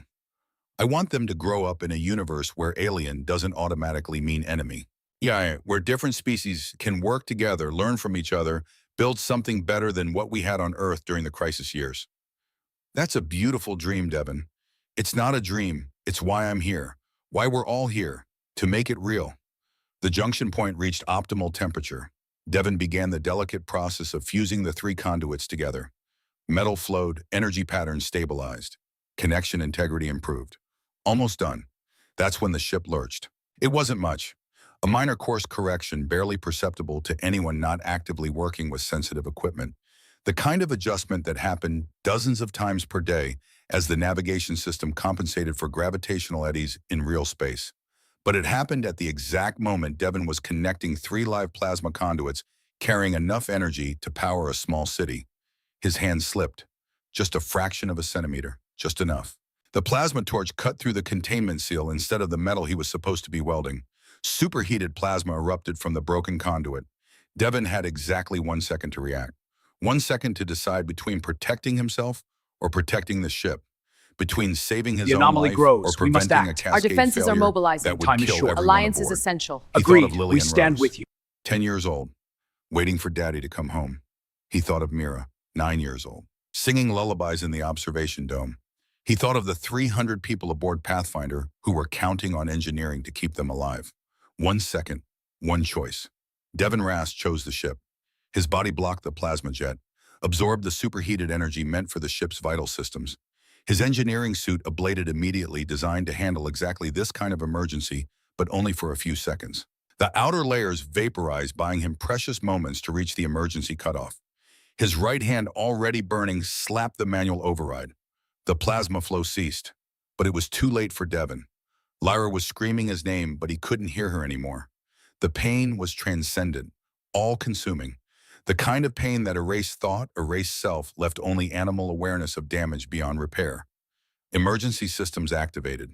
Blast doors slammed shut automatically, containing the incident to this section. Suppressant foam flooded the compartment, smothering any risk of secondary fires. By the time the foam cleared, Devin Rask was on the deck, his engineering suit melted to his skin, third-degree burns covering 60% of his body. The plasma conduits were sealed. The ship was safe. But Devin was dying. Lyra was already working medical training, overriding shock and horror. Her hands moved with practiced efficiency, checking vitals, assessing damage, injecting pain suppressors. That couldn't possibly be enough. Medical Emergency Section 7 Alpha, she shouted into her communicator. I need a trauma team now. Full burn protocol. Move. Devin tried to speak, managed only a wet cough. Blood flecked his lips. Don't talk, you idiot. Don't move. Stay with me. Lyra's voice cracked. Her hands trembled as she worked. Did it work? Devin's voice was barely a whisper, each word agony. Yes, the conduits are sealed. The ship is fine. You saved it, you stupid, brave, wonderful fool. Good. His eyes started to close. Tell Lily and Rose. Daddy loves them. So much. You'll tell them yourself when you get home. Stay awake, Devin. That's an order. But his eyes closed anyway. Lyra felt for a pulse. Found it. Weak, thready, failing. The trauma team arrived in 90 seconds. They worked with desperate efficiency, stabilizing, treating, fighting the inevitable. But Devin's injuries were too severe. The plasma had cooked his internal organs before his suit's protection fully activated. By the time they reached him, his liver was failing, his kidneys shutting down, his heart barely beating. Dr. Kieran Frost, the ship's chief medical officer, made the assessment in 30 seconds. Transport him to medical bay. Do everything we can. But Lyra, prepare yourself. No, we can save him. We have the equipment, his injuries are beyond what we can treat here. The anomaly Even grows. if we We had must a full act. hospital, Our defenses are even if we were mobilizing. on Time Earth. is short. Alliance Lyra, is essential. I'm sorry. Agreed. We They stand carried with you. Devin to the medical bay on a stretcher. Lyra walked beside him, holding his hand, whispering promises she couldn't keep. In the medical bay, under the harsh white lights, surrounded by instruments that could cure 1,000 ailments, but not this one, Devin Rask died. It took 12 minutes. 12 minutes of struggling, of fighting, of his body refusing to accept the inevitable. And then with Lyra holding his hand and Dr. Frost reading his vitals, Devin's heart stopped. Lyra started CPR immediately. Compressions, rescue breathing, desperate, futile effort. Lyra, he's gone, Frost said gently. No, we can restart his heart. We can, Lyra, look at me, and she looked up, tears streaming down her face. He's gone. There's nothing more we can do. I'm sorry. Lyra's hand stopped moving. She looked down at her friend's body, at the burns that covered him, at the face that would never smile again, at the father who would never see his daughters grow up. She collapsed into a chair, her entire body shaking with sobs. Captain Sarah Thorne stood outside the medical bay and watched through the transparent aluminum wall as Lyra mourned. Watched as the medical team covered Devin's body with a white sheet. Watched as they recorded the time of death in the official log. 0847 hours ship time, 20 hours before their arrival at Sanctuary Station. One crew member lost. One father who wouldn't be going home. One family destroyed. Sarah had seen death before, had held dying children in Chicago, had carried bodies from burning buildings, had delivered death notifications to families who would never be whole again. But it never got easier. After several minutes, she entered the medical bay quietly. Dr. Castellan. Lyra looked up with red-rimmed eyes. Captain, I'm so sorry for your loss. He saved the ship. Lyra's voice was hollow. The plasma would have cascaded through the entire power grid, We could have lost Shield's life support, everything, but he blocked it with his own body, chose the ship over himself. That makes him a hero. It makes him dead. Lyra's voice broke. He has daughters, Captain. Twin girls. Lily and Rose, 10 years old. Who's going to tell them their father isn't coming home? Sarah had no answer to that. Nothing she could say would make it better, so she said nothing. Just stood there bearing witness to grief. After a long moment, Lyra spoke again. This is your fault. Sarah didn't flinch. Yes. If you hadn't brought us here, if you hadn't confronted the Zelkari, then we would have been confronted by them eventually. And they would have been just as aggressive. This encounter was inevitable the moment we entered their territory. Then maybe we shouldn't have entered their territory. We're explorers, Doctor. Exploration means risk. Devon knew that. He accepted it when he signed on. Lyra stood in anger replacing grief. Don't you dare rationalize his death. Don't you dare make it sound acceptable. I'm not. There's nothing acceptable about losing crew. The anomaly Nothing grows. that makes We must this act. okay. Our defenses But we are can honor mobilizing. his Time is sacrifice short. by Alliance making is it mean essential. something. Agreed. We By stand with using you. this tragedy to build something better. How does his death build anything? Sarah moved closer. Her voice was gentle but firm. We're going to Sanctuary Station to meet with the Zalkari. We're going to negotiate. And when we do, we're going to tell them about Devon, about his sacrifice, about the cost of conflict, about why we fight so hard to avoid unnecessary deaths. And maybe, just maybe, that shared understanding of loss will help both sides choose peace. You're going to use him, use his death as a diplomatic tool. I'm going to honor him by showing his death mattered, that it prevented further bloodshed, that it opened a door to something better than endless war. That's not using him. That's remembering him correctly. Lyra stared at her captain for a long moment, then her shoulders sagged. Mira can't know. Not yet. I need time to find the right words, to figure out how to tell a 9-year-old that Uncle Devon isn't coming back. Take all the time you need. And Captain, when you meet with the Zalkari, when you tell them about Devon, tell them also about their casualty, the one we killed, Lieutenant Talvek. Sarah's expression softened. You know his name. I looked it up. 19 cycles old, equivalent to about 22 Earth years. First deep space assignment. Died when his restraints failed during combat maneuvers. War Marshal Draven's nephew. Why look it up? Because if we're going to mourn our dead, we should mourn theirs too. Otherwise, we're no better than the monsters we claim to be defending against. Otherwise, Devon's death means we're just another species that values our own lives over others. Sarah felt something tighten in her chest. This was why she had chosen this crew. This was why humanity might actually succeed where other species had failed. Because even in grief, even in anger, they could still see the humanity, the personhood in their enemies. I'll make sure Marshal Draven knows we grieve for his nephew, Sarah said quietly. That we understand his loss. That we recognize the cost on both sides. Will it matter to him? I don't know, but it's the right thing to do regardless. Lyra looked at Devon's body covered now with a white sheet that couldn't hide the shape of what had been a living, breathing man just minutes ago. I need to prepare his memorial file. His daughters should have something to remember him by. Videos, letters, something that explains who he was and why he chose to be out here. I'll help, whatever you need. What I need is my friend back, but I'll settle for making sure his death wasn't meaningless. Sarah left the medical bay with those words echoing in her mind. 2 casualties now, 1 human, 1 Zolkari, both young or young enough, both dying in conflicts they didn't start serving causes they believed in. Lieutenant Talvek, 19 cycles killed by accident during a battle he didn't choose. Engineer Devon Rask, 36 years killed by accident while protecting his ship. War was supposed to be about principles. The anomaly grows. About values, We must act. about Our defending defenses what are mattered. mobilizing. But Time it is short. always Alliance came is down to essential. individual Agreed. lives. We stand with you. Individual deaths, individual families left broken. Sarah had seen enough broken families in the crisis years, had held enough dying children, had delivered enough death notifications. She would not let that be humanity's legacy among the stars. Even if it meant bearing the weight of decisions that got good people killed. Even if it meant Devon's daughters would grow up without their father. Even if it meant carrying guilt that would never fully heal. Some burdens you carried because they were yours to bear. Because you were captain, because you had made choices that led to this moment. Sarah Thorne had made peace with that burden long ago, but that didn't make it any lighter. 6 hours later, Mira found her mother sitting alone in the observation dome, the same place where this had all started, the same place where Mira had been singing when the alarms went off. The stars beyond the crystal looked the same, infinite, uncaring, beautiful in their indifference. "Mom," Lyra turned. Her eyes were dry now, but still red. Her uniform was clean, the bloody one discarded and recycled. "Hey, sweetheart." Mira climbed into her mother's lap without asking permission. 9 years old was almost too old for that. Almost, but not quite. Something bad happened, didn't it? Lyra wrapped her arms around her daughter. "Yes." "Uncle Devin, how did you know?" "I heard the emergency alarm from engineering, and I saw him this morning at breakfast. He looked tired. He always looks tired when he's working on something important."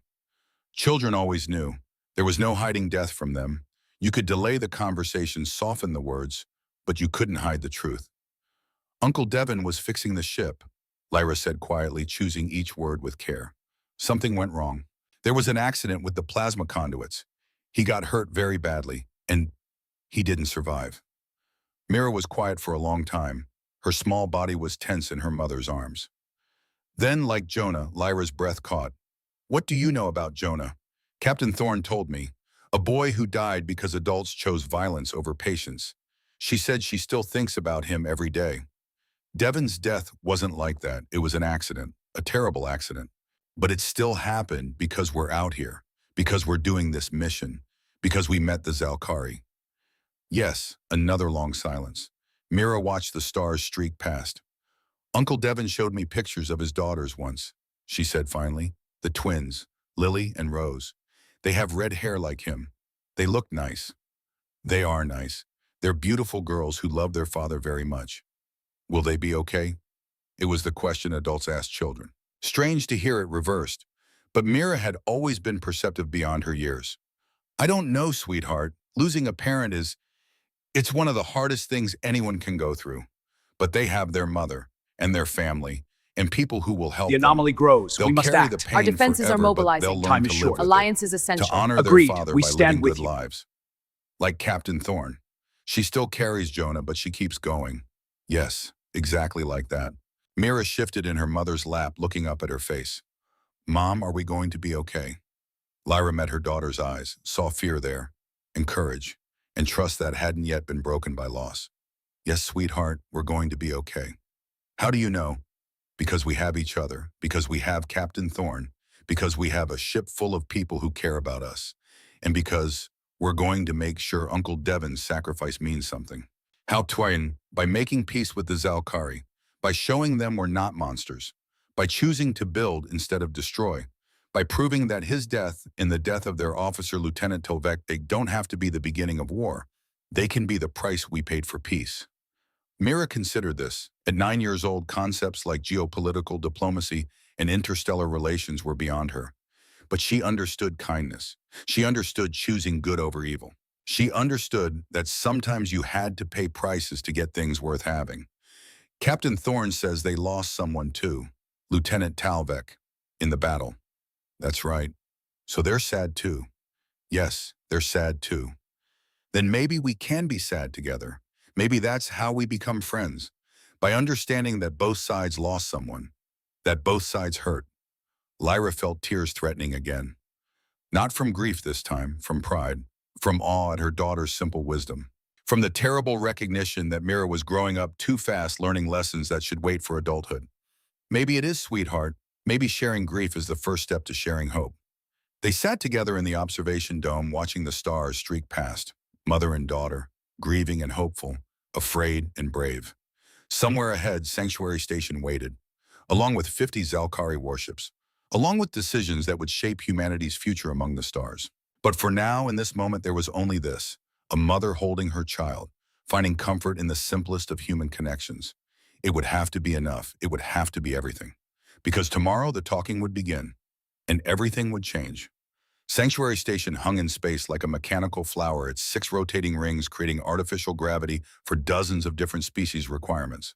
The station had existed for 500 cycles, longer than most governments, surviving through strict neutrality and even stricter profit margins. Station Master Kyle stood in the docking control center and watched 2 fleets approach his station from opposite directions. From Spinward, the USS Pathfinder traveled alone, one small vessel carrying humanity's hopes. From Annie Spinward, 50 Zalkari warships moved in perfect formation. Dreadnoughts and cruisers arranged in a three-dimensional pattern that could reduce the station to atoms in seconds. This is either the beginning of a new era, Kale muttered to his second-in-command, The anomaly or the end of grows. my We must career. act. Our defenses are Possibly mobilizing. both, his Time is second short. replied Alliance is helpfully. essential. Agreed. Kale had We three stand eyes with you. arranged in a triangular pattern, giving him nearly 270-degree vision. Right now, all three eyes were tracking different displays simultaneously. Human approach vector, Zelkari fleet formation, station security status. The Pathfinder requested docking clearance first. Kale granted it to Bay 17, one of the larger berths designed for merchant vessels. The human ship glided into position with textbook precision, magnetic clamps engaging with barely a tremor. Professional, controlled. Exactly what Kale expected from a species that had defeated a Zelkari battle group. The Zelkari fleet maintained position at a respectful distance, 10,000 kilometers, close enough to respond to threats, far enough to appear non-threatening, intimidating but not aggressive. Kale had never seen the Zelkari do subtle before. Clear them for Bay 1 through Bay 12, he ordered, and activate all internal security protocols. I want eyes on every corridor, every junction, every potential flashpoint. If a single weapon is drawn anywhere on this station, I want to know about it instantly. Expecting trouble. I'm expecting a miracle if we all survive the next 48 hours with this station intact and my license to operate still valid. Captain Sarah Thorne emerged from the Pathfinder's airlock exactly 30 minutes after docking. She wore her dress uniform crisp and formal, with the small bronze star that marked her as a crisis years veteran positioned prominently on her chest. Behind her came Commander Webb, Dr. Frost, Lieutenant Okoye, and one small figure that made Cahill's three eyes widen in surprise. A human child. Mira Kellaway walked beside the captain, her small hand clasped in Sarah's larger one. She wore a simple blue dress, her hair in those same faded ribbons. Her eyes were wide as she took in the alien architecture, the strange lighting, the merchants from a dozen species conducting business in the station's main concourse. She looked frightened. She looked brave. Kale met them in the reception area, performing his species' traditional greeting, a complex gesture involving all 6 of his manipulator tentacles. Sarah mimicked it as best she could with only 2 hands, which made Kale's central eye crinkle in what might have been amusement. Captain Thorne, welcome to Sanctuary Station. I see you've brought unexpected delegation members. Sarah's hand tightened slightly on Mira's. This is Mira Kellaway. She's here as an observer, a witness to what we hope will be a historic moment. And if Marshal Draven objects to a child's presence at a military diplomatic negotiation, then he can explain why children shouldn't witness peace negotiations while his fleet intimidates a neutral station with 50 warships. Kale's tentacles rippled in definite amusement this time. You're either very brave or very foolish, Captain Thorne. I've been called both, usually in the same sentence. The conference hall is prepared. I've set temperature to neutral gravity, to galactic standard atmosphere, to breathable for both your species. I've banned weapons, banned recording devices. The anomaly beyond grows. official We must act. documentation, Our defenses are and ban mobilizing. anything Time is that short. might Alliance escalate is tensions. essential. Agreed. You have We my stand word, with you. Station Master. We're here to talk, not fight. I hope that's worth something. It is, to me at least. Kyle led them through the station's main concourse. Merchants paused in their trading to stare at the humans.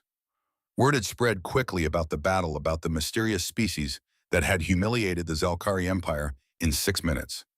Everyone wanted to see these newcomers who had changed the galaxy's power dynamics in less time than it took to eat lunch. Mira pressed closer to Sarah as they walked, intimidated by the attention. The captain leaned down slightly. Remember what we talked about. You're here to watch and learn, not to be afraid. There are so many of them, Mira whispered, and they're all curious about you, about us. First impressions matter, so stand tall, show them humans aren't afraid. Mira straightened her shoulders, lifted her chin. It was a small gesture, but Sarah felt pride swell in her chest. Children learn courage from example, and this child had excellent examples all around her. They reached the conference hall exactly as the Zelkari delegation arrived from the opposite entrance. War Marshal Draven entered first. He was imposing even by Zelkari standards, nearly 3 meters tall, his forearms moving with controlled power, his crest fully extended in a display that was clearly meant to intimidate. Behind him came 4 officers, all in ceremonial armor that gleamed under the station's lighting. And beside Draven, looking smaller but no less intense, was Fleet Commander Zarketh. The 2 delegations faced each other across the conference hall. For a long moment, nobody spoke. Nobody moved. The weight of history pressed down on that silence. 2 species, 2 civilizations. meeting for the first time not on a battlefield, but in a neutral space designed for dialogue. Sarah broke the silence. War Marshal Draven, Fleet Commander Zarketh, thank you for agreeing to meet with us. Draven's six eyes tracked across the human delegation. Paused on Mira. His crest flattened slightly, confusion according to Sarah's cultural briefings. You bring a juvenile to military negotiations. I bring a witness to peace negotiations, Sarah corrected gently. There's a difference.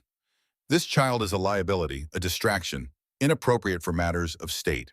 This child is named Mira Kellaway. She's 9 years old. She was aboard my ship when your forces attempted to capture us. She was frightened, confused. She didn't understand why strangers with weapons were threatening her home. Sarah moved forward slowly, still holding Mira's hand. I promised her that everything would be all right, that we would find a way to make peace. So yes, Marshal, I brought her here. Because promises to children matter. Because the future we're negotiating isn't just for us, it's for them. Draven's expression was unreadable to human eyes, but his crest remained flat, which Sarah's briefings suggested indicated consideration rather than aggression. The anomaly grows. We must act. Our defenses are mobilizing. Time is short. Alliance They is too were essential. frightened by Agreed. your We stand with you. defensive actions. It wasn't an attack. It was self-defense against an attempt to forcibly board our ship. And the distinction may be irrelevant to frightened children. You're absolutely right, which is why we're here, to make sure their fear was temporary, not permanent, to build something better than endless conflict. Fleet Commander Zarketh spoke for the first time. His voice was quieter than Draven's, but carried an edge of intellect that suggested he was the more dangerous of the two. Captain Thorne, you claim peaceful intentions. Yet you disabled 16 warships in 6 minutes using tactics and technology we've never encountered. You possess comprehensive knowledge of our empire obtained through 2 centuries of covert surveillance. You've demonstrated the ability to bypass our most advanced defenses. He stepped forward, all 6 eyes focused on Sarah with laser intensity. These are not the actions of peaceful explorers. These are the actions of a species that planned very carefully how to defeat us. Sarah nodded. You're right, Commander. We did plan, very carefully. For 200 years, our unmanned probes watched your empire expand, watched you encounter new species, watched how you classified them, absorbed them, eliminated those who resisted. She gestured to the holographic projector in the center of the conference table. May I demonstrate? Kale, from his position by the door, nodded nervously. Sarah activated the projector. Images materialized in the air. Star charts, ship designs, tactical analysis. 200 years of observation compressed into visual form. We know you have 300 dreadnoughts in your fleet. We know your shields operate on gravitational principles that make them vulnerable to high-velocity kinetic weapons. We know your faster-than-light drives create subspace ripples we can track from thousands of light-years away. We know your government is a hereditary monarchy with a high council that holds significant power. The images continued flowing. Government structures, economic patterns, cultural practices. We know you're dealing with internal tensions as expansion slows and resources become scarce. We know there are political factions that advocate for continued aggressive expansion and factions that recognize the current model is unsustainable. Zarketh's crest was fully extended now. Stage 4 respect. You know, everything about us. Not everything, Sarah said, but enough. And Commander, here's the important part. We could have used this knowledge to destroy you. We had 2 centuries to plan a devastating first strike, to position weapons, to coordinate an attack that would cripple your empire before you even knew we existed. She met his eyes directly. We didn't. Why not? Draven's question was sharp, probing, because we're not conquerors. We're explorers who learn from our own history. On Earth, we have painful stories about first contact. Stories about indigenous peoples meeting technologically superior civilizations. Those stories almost always end in genocide. The anomaly grows. We in must cultural act. destruction, Our defenses are in the mobilizing. strong Time is short. crushing the Alliance weak is simply essential. because Agreed. they could. We stand with you. Sarah's expression grew distant for a moment. We nearly destroyed ourselves during the crisis years. Wars over resources, territory, ideology. We came so close to extinction that we could see it from where we stood. And when we finally pulled back from that edge, when we finally chose cooperation over conflict, we promised ourselves something. She looked directly at both Draven and Zarketh and Markas. We promised we would never be the species that crushes others, but we also promised we would never be crushed ourselves. So we found a middle path. Knowledge, preparation, the ability to defend ourselves without seeking dominance. You speak of middle paths. Draven said, his voice hard. But you killed my nephew, Lieutenant Talvek, 19 cycles old, his first deep space assignment. He died because of your self-defense. The conference hall went absolutely silent. This was the moment Sarah had been preparing for. The moment when shared grief would either build a bridge or widen the chasm. I know, she said softly. Lieutenant Talvek died when his restraints failed during combat maneuvers. It was an accident, a tragedy. And I am deeply, profoundly sorry for your loss, Marshal Draven. She paused, letting the weight of those words settle. We also lost someone. Engineer Devin Rask, 36 years old, father of twin daughters Lily and Rose, 10 years old. He died yesterday repairing damage from our encounter with your forces. A plasma conduit accident. He blocked the leak with his own body to save the ship. Mira's hand tightened in Sarah's. The girl's eyes were bright with unshed tears, but she remained silent. Strong. 2 families, Sarah continued. 2 losses. 2 casualties in a conflict neither of them started. Your nephew didn't choose to attack us. My engineer didn't choose to die protecting us. But both of them served faithfully. Both of them believed in their missions. Both of them deserve to be remembered. Draven's crest was completely flat now. His forearms hung at his sides. You mourn your casualties and ours. We mourn all unnecessary death, Marshal. Even enemy casualties, especially those who died through accident rather than malice. Lieutenant Talvek was someone's son, someone's nephew, someone who had a future that was stolen by circumstances beyond his control. That is unusual. That is human. Zarketh leaned forward. Stage 5 beginning alliance consideration. Captain Thorne, you mentioned multiple ships. Multiple human vessels making contact across the galaxy. How extensive is this network you're building? Sarah manipulated the holographic display. The star chart expanded, showing 12 vectors spreading from a single point. 12 exploration vessels launched 40 years ago from Earth, each traveling in different directions towards civilizations we'd identified through our unmanned observation network. The USS Meridian contacted the Tyrian Federation 4 months ago. They've established cultural exchange The programs. anomaly grows. We The must USS act. Our Venture defenses made are mobilizing. contact Time with is the short. Borderless Alliance is Collective. essential. They're Agreed. negotiating We stand trade with you. agreements. The USS Wayfinder is coordinating with the nomadic clans. The display continued updating. More ships, more contacts, more connections spreading across the galaxy like neural pathways forming in a brain. We're not building an empire, Sarah said. We're building a network, relationships, friendships, because we learned something important in our history after nearly destroying ourselves. Cooperation achieves more than conquest. Trust builds more than fear. Diversity strengthens more than uniformity. 12 ships, Zarketh murmured. Stage 5 full alliance consideration, spreading across known space, each one as capable as the Pathfinder. Each one designed for exploration and self-defense.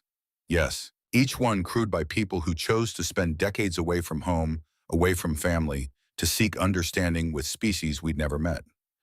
And if we had destroyed the Pathfinder, Draven asked, what would the other 11 have done? Sarah's expression hardened. You would have learned that humanity is very, very good at coordinated warfare. We've had 3,000 years of practice fighting each other. We know every trick, every tactic, every way to make war terrible, inefficient, and devastating. She paused, letting that sink in. But we chose to stop. After the crisis years, after millions dead, and our homeworld scarred, we chose to look up at the stars and say, not there, not again. We chose exploration over exploitation. We chose to be better than our worst impulses. And if we choose not to accept your friendship, Draven asked, then we'll respect that choice. We'll mark your territory on our charts, maintain distance, and avoid further contact. We'll trade if you're willing, ignore each other if you're not. But Marshall, understand this clearly. Sarah's voice became steel wrapped in velvet. We will not be conquered. We will not submit. We will not allow ourselves to be classified, cataloged, and absorbed into your empire. If you force us to fight, we will fight, and we will win. Not because we're stronger, you have more ships, more resources, more territory, but because we're more motivated, because we've already decided that freedom matters more than survival. The conference hall was silent again, but this time the silence felt different, charged, potential rather than hostile. Zarketh and Draven exchanged glances. Some communication passed between them in body language Sarah couldn't fully read. Finally, Draven spoke. You speak well, Captain Thorne. You understand power. You understand sacrifice. You understand the balance between strength and restraint. These are qualities the Zolkari respect. He moved to the conference table, his forearms gesturing formally. I am authorized by the High Council to offer preliminary discussions on diplomatic recognition, not alliance, not submission, but acknowledgement that humanity exists, possesses significant capabilities, and deserves formal consideration as an independent galactic presence. That's all we ask, Marshal. However, Draven continued, we must understand your full capabilities. You speak of 12 ships. Are there more hidden fleets, military installations preparing for invasion? No hidden fleets, no secret armadas, just 12 exploration vessels operating independently across this galactic region. And our home world, Earth, which has its own defensive forces but hasn't expanded beyond its star system. You're doing, why not? If you possess such capabilities, why remain confined? Because we're still healing from the crisis years, Marshal, still learning to live together peacefully. Earth has 200 nations, separate governments, cultures, languages. For most of our history, we fought each other. Only in the last century have we learned cooperation. Sarah's voice softened. We won't export our conflicts to the stars until we've resolved them at home. That's not weakness, that's wisdom. We know what we're capable of. We know how dangerous we can be. So we choose carefully when and where to use that capability. Zarketh's crest rose slightly in what Sarah had learned to recognize as approval. That is admirably restrained. Few species with your capabilities would exercise such discipline. We learned discipline the hard way, Commander, through nearly destroying ourselves. The negotiations continued for another 2 hours. Details were discussed, protocols established. Preliminary agreements made about communication channels, territorial boundaries, and neutral zones for future contact. Through it all, Mira sat quietly beside Sarah, watching, learning, seeing how conflicts could be resolved through words rather than weapons, seeing how two species that had every reason to be enemies could choose to be something else. And in that conference hall, on a neutral station between the stars, the foundation was laid for something that might become friendship, or might become humanity's greatest mistake. Time would tell. But for now, words were replacing weapons. Understanding was replacing fear. And a 9-year-old girl was witnessing history. The explosion happened during the second day of negotiations. Sarah was mid-sentence explaining humanity's approach to shared scientific research when the station shuddered. Not violently, not catastrophically, but enough to trigger instincts honed during the crisis years. Emergency klaxons screamed. The conference hall's lights flickered. Warning messages flashed across every surface. Breach in Section 14, Kale's voice crackled over the station's intercom system. All personnel to emergency stations, sealed bulkhead protocols activated. Draven was on his feet instantly, his forearms reaching for weapons that weren't there, confiscated at the entrance per Kale's protocols. What's happening? He demanded.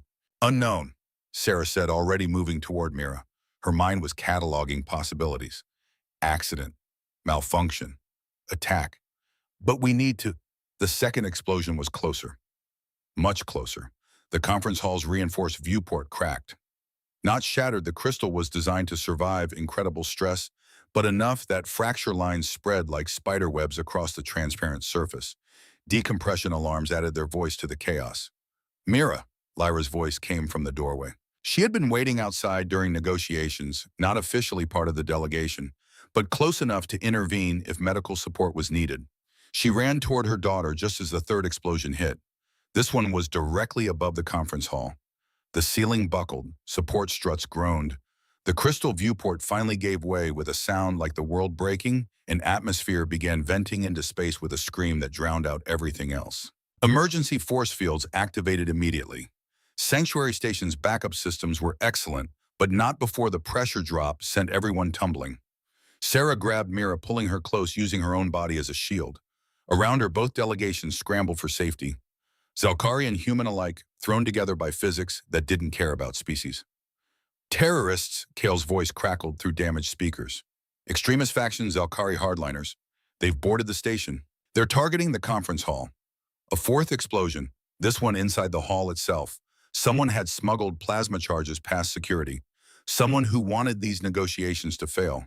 Someone willing to kill to prevent peace. Sarah saw it happening in slow motion. Saw the charge detonate near the ceiling.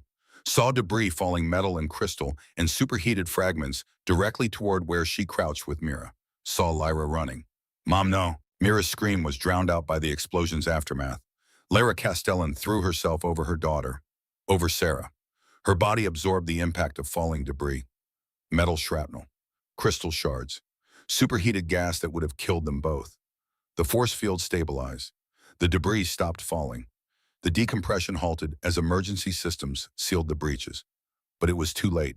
Lyra lay on the deck, her back torn open by shrapnel. Blood pooled beneath her, spreading across the polished floor in a pattern that would haunt Sarah's nightmares forever. Her breathing was wet, labored, the sound of lungs punctured by metal. "Mom." Mira's voice was very small, so small, like the universe had shrunk to just this moment, just this horror. "Mom, get up. Please get up." Sarah gently moved debris from Lyra's body. Her crisis negotiator training, her medical cross-training, told her everything she needed to know with a single glance. Lyra was dying. "Mira," Lyra's whisper was barely audible over the station's alarms. Her hand found her daughter's face trembling. "Brave, one. Don't talk, Mom. Help is coming. Dr. Frost is right there. He's going to fix you." "No, sweetheart. He's not." Dr. Frost was already kneeling beside them, medical kit open. But one look at the wound told him what Sarah already knew. The shrapnel had severed Lyra's spine, had punctured both lungs, had done damage that even a full trauma center couldn't repair. Not in time. Not ever. "I'm sorry," Frost said quietly to Sarah. "There's nothing." "I know." Sarah knelt beside Lyra, still holding Mira close. Around them, security teams poured into the conference hall. Both delegations watched in stunned silence as the horror unfolded. "Lyra," Sarah said softly, "your daughter is safe. You saved her. You saved both of us." "Good." Lyra's breathing was deteriorating rapidly. "Promise. Promise I'll take care of her. I promise. Make it mean something. Devin, me. Make it matter." "I will. I swear to you, Lyra. Your sacrifice will matter." Lyra's eyes found her daughter's face one last time. Blood bubbled at her lips. Her voice was fading. "I love you, Mira. So much. Be brave. Be kind. Be..." Her hand went limp. The medical monitors that Frost had attached flatlined with a sound that cut through the chaos, a single eternal tone that marked the end of everything. Mira didn't scream, didn't cry. She just stared at her mother's body with eyes that had seen too much, understood, too much lost, too much for a 9-year-old to bear. "Mom," the word was barely a whisper. "Mommy, please wake up. Please, I'll be good. I'll eat my oatmeal. I'll do my homework. Just please wake up." Sarah pulled the girl close, letting her feel a heartbeat that wasn't her mother's, letting her know she wasn't alone in this moment, even though she was more alone than she'd ever been. Around them, the conference hall was silent, except for the hiss of emergency systems and the quiet sobbing of a 9-year-old child who had just lost everything. War Marshal Draven stood apart from his delegation, watching the human captain comfort the orphaned child. His crest was completely flat grief according to his species' physiological responses. His forearms hung limp. He had seen death before, had caused death, had watched warriors fall in battle, and considered it honorable sacrifice. But this was different. This was a mother dying to protect her child, a civilian casualty in a conflict she hadn't chosen, a sacrifice made not for glory or empire but for love. And it was caused by his own people. "Fleet Commander," he said quietly to Zarketh, "this attack, who was responsible?" Preliminary reports indicate a splinter faction marshal, the Steel Fang Coalition extremists who see these negotiations as betrayal of imperial purity. They've been growing in political influence over the past 10 cycles. Zarketh's 6 eyes tracked security footage on his personal display. They smuggled plasma charges aboard during the standard docking procedures. 3 operatives, all Zolkari, all military veterans who believe compromise is weakness. "Find them," Draven said. His voice was cold, hard, final. "Marshal, find whoever did this. I want them identified, arrested, and tried according to imperial law. This was not honorable combat. This was murder of civilians. This was cowardice disguised as patriotism." Zarketh's crest rose in surprise. "You would prosecute our own people for attacking our enemies." "They are not enemies." Draven's voice cracked like a whip. "They are potential allies who came here in good faith, who brought a child as a symbol of their peaceful intentions. And our extremists murdered a civilian, a doctor, a mother." He moved closer to where Sarah still held the sobbing child. "This is not the Zelkari way. This is not honor. This is terrorism, and it will be punished." Draven approached slowly, carefully. He had never spoken to a human child before, had never needed to offer condolences to an alien species. But grief was universal. Captain Thorne, Sarah looked up. Her face was composed, but her eyes held a grief that transcended species barriers. Marshal, I am sorry. The words felt inadequate. For your loss, for this attack. It was not authorized, not condoned by the High Council or the Emperor. This is murder, and those responsible will face justice. Can justice bring her back? No, but it can ensure her death has consequences, that those responsible face punishment, that this atrocity is not repeated. Sarah nodded slowly. Justice, not revenge. Is there a difference? Revenge is about making yourself feel better. Justice is about making sure it doesn't happen again, about consequences that serve a purpose beyond satisfying anger. Draven's crest rose slightly. You speak of justice while holding an orphaned child. Most species would speak of revenge, of retaliation. Most species haven't spent 3,000 years perfecting the art of revenge only to discover it solves nothing, that it creates cycles of violence that echo across generations. Sarah stood carefully still, holding Mira. The girl clung to her like a lifeline, her face buried in Sarah's uniform. We came here to build peace, Marshal. 3 people have died in the process. Lieutenant Talvek, Engineer Rask, Dr. Castellan. 3 families destroyed, 3 lives ended, 3 futures stolen. She looked around the damaged conference hall. We can let their deaths mean nothing. We can go back to our corners, prepare for war, and ensure that 3 becomes 3,000 becomes 3 million. Or we can honor them by making sure they were the last casualties, the last sacrifices, the price we paid for choosing something better than endless conflict. You would continue negotiations, Draven asked. After this, especially after this. Because if we stop now, we prove the terrorists right. We prove that violence works. That fear is stronger than hope. Sarah's voice hardened with determination. I will not give them that victory. Mira lifted her head slightly. Her eyes were red, her voice hoarse, but her words were clear. Captain Thorne is right, she whispered. Mom said, she said, make it matter. Don't let her die for nothing. Mira, she's dead because someone wants us to be enemies. Someone wants us to hate each other. But that's not what Mom wanted. She wanted me to see aliens as people, to learn from them, to build something better. The girl's voice broke, but she continued. So that's what we have to do. Otherwise she died for nothing. And I can't let that be true.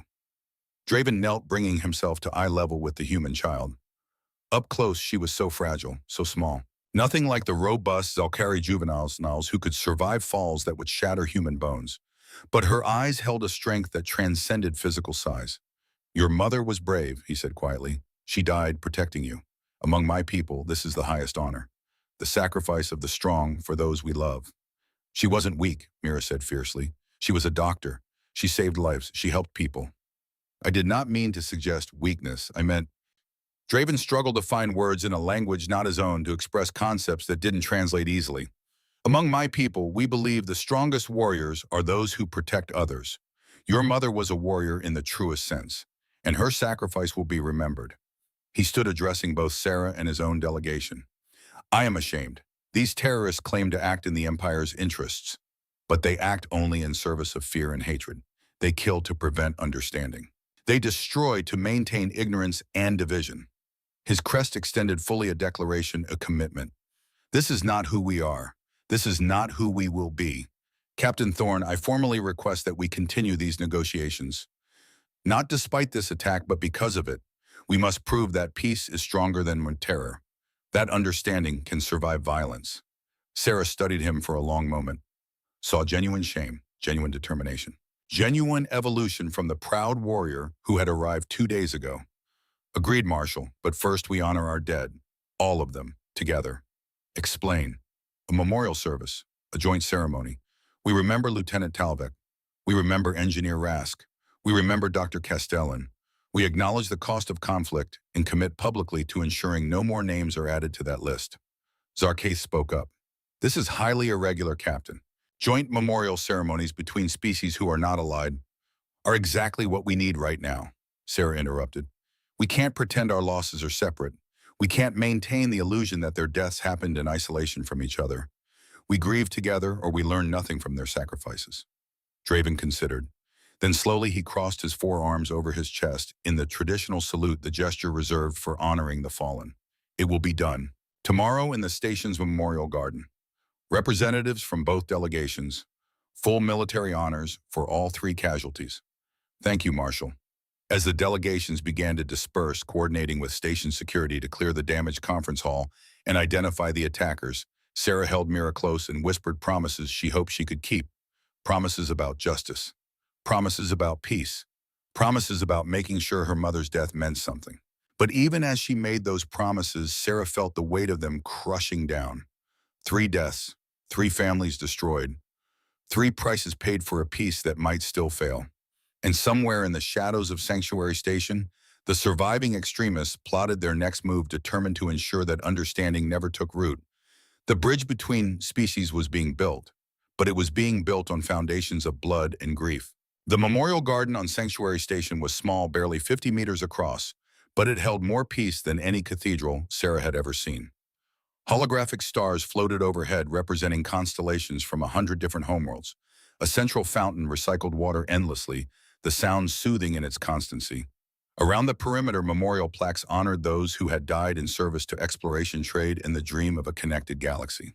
Tomorrow, 3 new names would join them, but today, 2 species gathered to remember. Sarah stood at the front of the assembled crowd, Mira beside her. The girl hadn't left her side since Lyra's death. Hadn't cried again after that first terrible moment, just maintained a silence that was somehow worse than tears. Across from them, Draven's delegation stood in formation.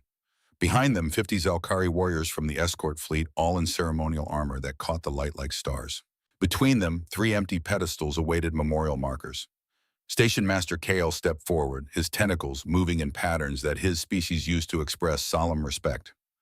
We gather in the presence of the infinite. He began using the traditional words spoken at memorials across 1,000 cultures, to honor those who have passed beyond our sight, to remember their sacrifices, to ensure their names echo through eternity. He gestured to the first pedestal. Lieutenant Talvek of the Zalkari Empire, 19 cycles old, first deep space assignment aboard the dreadnought Crimson Dawn, died in service to his people. Beloved nephew of War Marshal Draven, promising warrior, lost to accident during first contact with an unknown species. Draven stepped forward. His forearms were crossed in mourning position. His voice was steady, but his crest was flat with grief that he no longer tried to hide. Talvik was my brother's son. I watched him grow from a juvenile, barely able to walk, to a warrior ready to serve the Empire. I recommended him for his first deep space assignment. I believed the experience would make him strong, would prepare him for leadership. He paused. When he continued, his voice was rougher. Instead, I got him killed. Not by enemy malice, not by honorable combat, by accident, by circumstance, by a series of choices that led to a moment where restraints failed and a young life ended because adults couldn't figure out how to talk before shooting. His crest flattened completely. I blamed the humans, blamed Captain Thorne, blamed anyone except myself. But the truth is simpler and more terrible. War kills the young while the old watch. Conflict destroys promise while preserving regret. And Talvik paid the price for our failure to seek understanding before seeking dominance. He looked directly at Sarah. I am sorry, Captain, for blaming you for what was equally my fault, for seeing enemies where I should have sought friends. Talvik's death was tragedy born of mutual misunderstanding and fear. Sarah inclined her head. And I'm sorry we couldn't prevent it, Marshal. Sorry that our first meeting was violence instead of dialogue. Kale gestured to the second pedestal. Engineer Devin Rask of United Earth, 36 years old. Father of twin daughters, Lily and Rose. Died repairing critical systems aboard the USS Pathfinder. Dedicated engineer. Loving father. Hero who sacrificed himself to save his ship and crew. Commander Webb stepped forward. His voice was rough with emotion, barely controlled. Devin was my friend. We served together for 8 years in the deep black. He showed me pictures of his daughters so many times I knew their faces better than my own family's.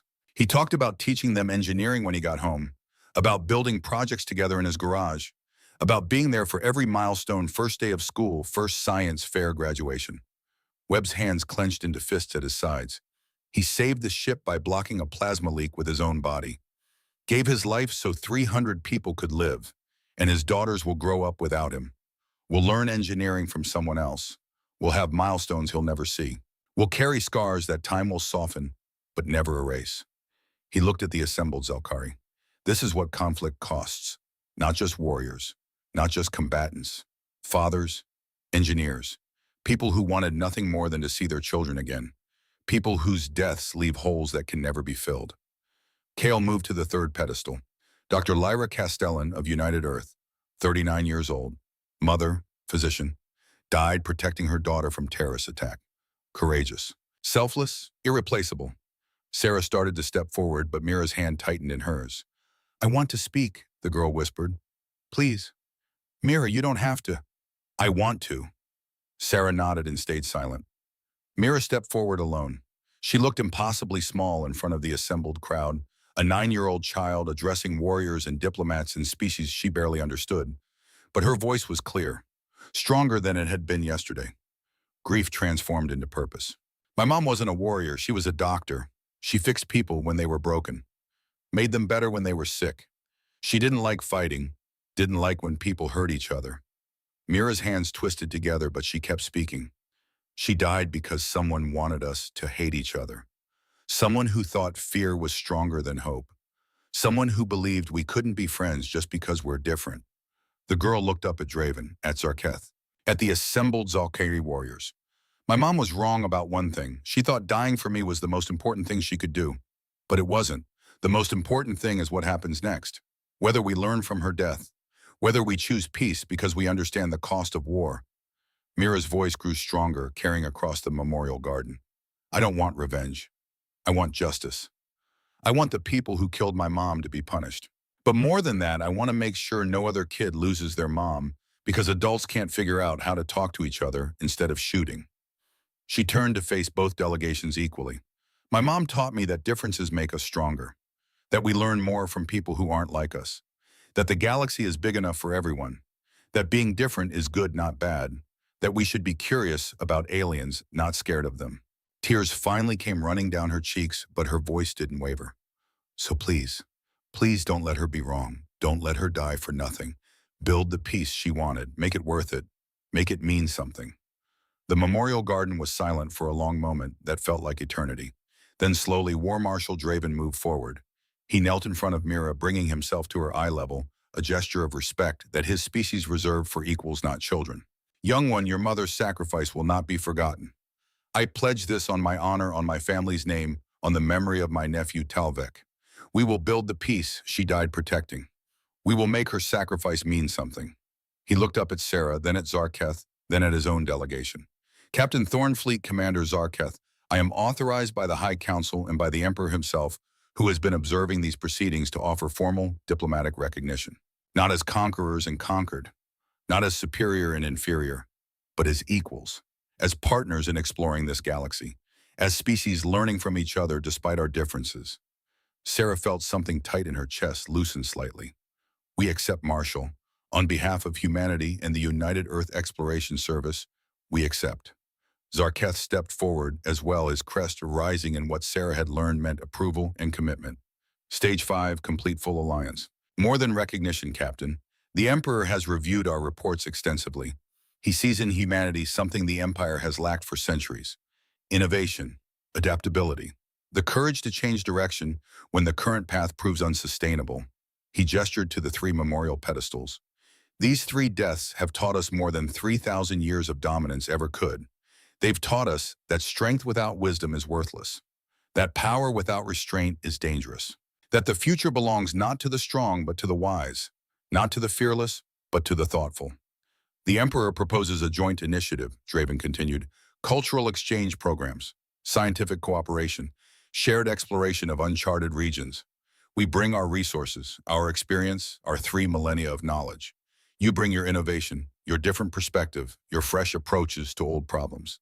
Together we accomplish more than either species could alone. Sarah looked at Mira, at the girl who had lost everything but still chose hope over hate. What do you think? Should we accept? Mira wiped her tears with the back of her hand. Mom would say yes. She'd say this is exactly what she wanted. This is why she died, so we could choose peace. Then we accept, Sarah said formally, with one condition. Name it, Draven said. The terrorists, The ones who attacked the conference hall and killed Dr. Castellan, they face justice. Real justice.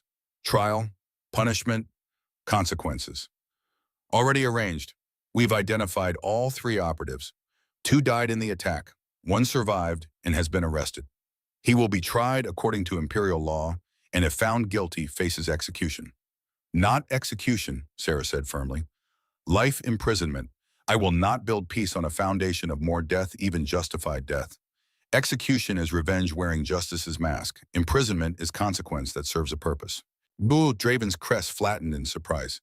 You would show mercy to the one who killed Dr. Castellan. I would show justice. Execution satisfies anger but teaches nothing. Life imprisonment means he lives to see the peace he tried to prevent, means he faces the reality that his hatred failed, that his violence accomplished nothing except grief. This is highly unusual. So is everything else about this situation. But Marshall, consider the message we send. If we execute him, we prove violence works, that killing achieves goals. But if we imprison him, if we make him serve the peace he tried to murder, we prove something better. We prove that hatred has consequences, but so does mercy, that justice and restraint can coexist. Draven considered this carefully, then nodded slowly. Life imprisonment, then, and he will be required to perform community service, to rebuild what he destroyed, to serve the peace he attempted to prevent, to live daily with the reality that his actions failed. Perfect. That's justice. Kale stepped forward again, his tentacles forming respectful patterns. If the memorial ceremony is concluded, I have arranged a formal treaty signing in the main assembly hall. Holographic recording, witnesses from 17 different species who trade through this station. This will be documented for history. Then let's make history, Sarah said. The memorial concluded with a moment of silence. 3 names added to the Garden's eternal record: Lieutenant Telvec, Zelkari Empire Engineer Devin Rask, United Earth Dr. Lyra Castellan. United Earth, 3 lives, 3 sacrifices, 3 prices paid for peace. And as the delegations filed out toward the assembly hall, Mira paused at her mother's memorial marker. She placed her small hand on the smooth surface and whispered words only she and the stars could hear. I'll make you proud, Mom, I promise. I'll build the peace you wanted. I'll be brave. Sarah waited patiently until the girl was ready. Then together they walked toward the future her mother had died to protect. The treaty signing took 3 hours. Documents in multiple languages. Protocols for communication, trade boundaries, cultural exchange. Provisions for resolving disputes through dialogue rather than conflict. Mechanisms for expanding the agreement as both species learn more about each other. 17 different species witnessed the signing, each one recognizing that the galaxy had just shifted in fundamental ways. When it was done, when the last signature was recorded and the holographic records sealed in permanent memory, the assembled witnesses erupted in applause. Sarah shook Draven's hand. The cultural exchange briefing had taught her this wasn't a Zelkari custom, but he adapted, gripping her hand with 2 of his forearms. To peace, Captain Thorne. And to understanding, Marshal Draven. As the crowd dispersed, as delegations began making plans to return to their respective territories with news that would reshape their civilizations, Zarketh approached Sarah privately. Captain, a question, if I may. Of course, Fleet Commander. You mentioned in 12 ships making 12 different contacts across the galaxy. Are you truly building a network of alliances that spans known space? Sarah smiled. Not alliances, friendships. There's a difference. Alliances are political constructs, fragile, transactional. They break when circumstances change. But friendships, real relationships built on mutual respect and shared experiences. Those last. Those grow stronger over time. And you believe humanity can be friends with species across the galaxy? We have to believe it, Commander, because the alternative is another 3,000 years of conflict, another cycle of dominance and subjugation, another pattern that ends in ashes and regret. She looked at Mira, who was talking quietly with one of the younger Zelkari officers about the differences between human and Zelkari writing systems. Children don't see enemies, Fleet Commander. They see potential friends. Maybe we should learn from them. Zarketh's crest rippled in what might have been amusement. You are a dangerous woman, Captain Thorne. You make peace seem possible when all history suggests otherwise. It is possible. We just proved it. For now, but what happens in 5 cycles 1020, when memory fades and new conflicts arise, when the people who made this peace are gone and new generations forget why it mattered? Then we remember these 3 names, Talvec, Rask, Castellan. We remember what we paid for this piece. We teach our children about the cost, and we decide every single day that it was worth protecting. The Joint Academy on Sanctuary Station had grown from a proposal to a reality. 300 students from 15 different species learning together, sharing knowledge, building friendships that would shape the galaxy's future for generations. In a classroom overlooking the memorial garden, where 3 names were carved in eternal stone, a 14-year-old girl stood at the front teaching basic human language to a class of mixed species. Mira Kellaway had her mother's patience and her father's analytical mind. She had Captain Thorne's courage and something else entirely, her own hope transformed from grief resilience, forged in tragedy, the ability to turn loss into purpose. The word peace has interesting etymology, she explained to her students in flawless Standard Galactic. It comes from an ancient Earth language meaning to make firm or to fasten. Not the absence of conflict, but the active work of building understanding. Peace isn't what you have when nothing is wrong. It's what you build when everything could go wrong, but you choose differently. One of her students, a young Zalkari named Carven, raised a manipulator appendage. Teacher Mira, is it true your mother died in the terrorist attack during the first peace negotiations? The classroom went silent. This was always the difficult question, the one that tested whether grief had healed enough to be discussed without breaking. Mira nodded calmly. Yes, my mother, Dr. Lyra Castellan, died protecting me during an extremist attack 5 years ago. She sacrificed her life so that peace negotiations could continue. Do you hate those who killed her? Mira was quiet for a moment, considering the question with the thoughtfulness her mother had taught her. No, I pity them. They were so afraid of change, so desperate to maintain the old ways of dominance and separation that they chose violence. But their violence failed. Peace succeeded. And now students like you and me study together, learn together, build together. She moved to the window, looking out at the memorial garden, where 3 names marked 3 sacrifices. My mother's death meant something because we chose to make it mean something. We could have chosen revenge, chosen war, chosen to prove the terrorists right, but instead we chose this. She gestured to the classroom. To the students from a dozen different worlds learning human language, sharing their own knowledge, building friendships across species lines. This is my mother's legacy, and I'm honored to be part of it. After class, Mira walked to the memorial garden. It had become a ritual. Every day at sunset, or what passed for sunset on a space station, she came here to sit beside her mother's memorial.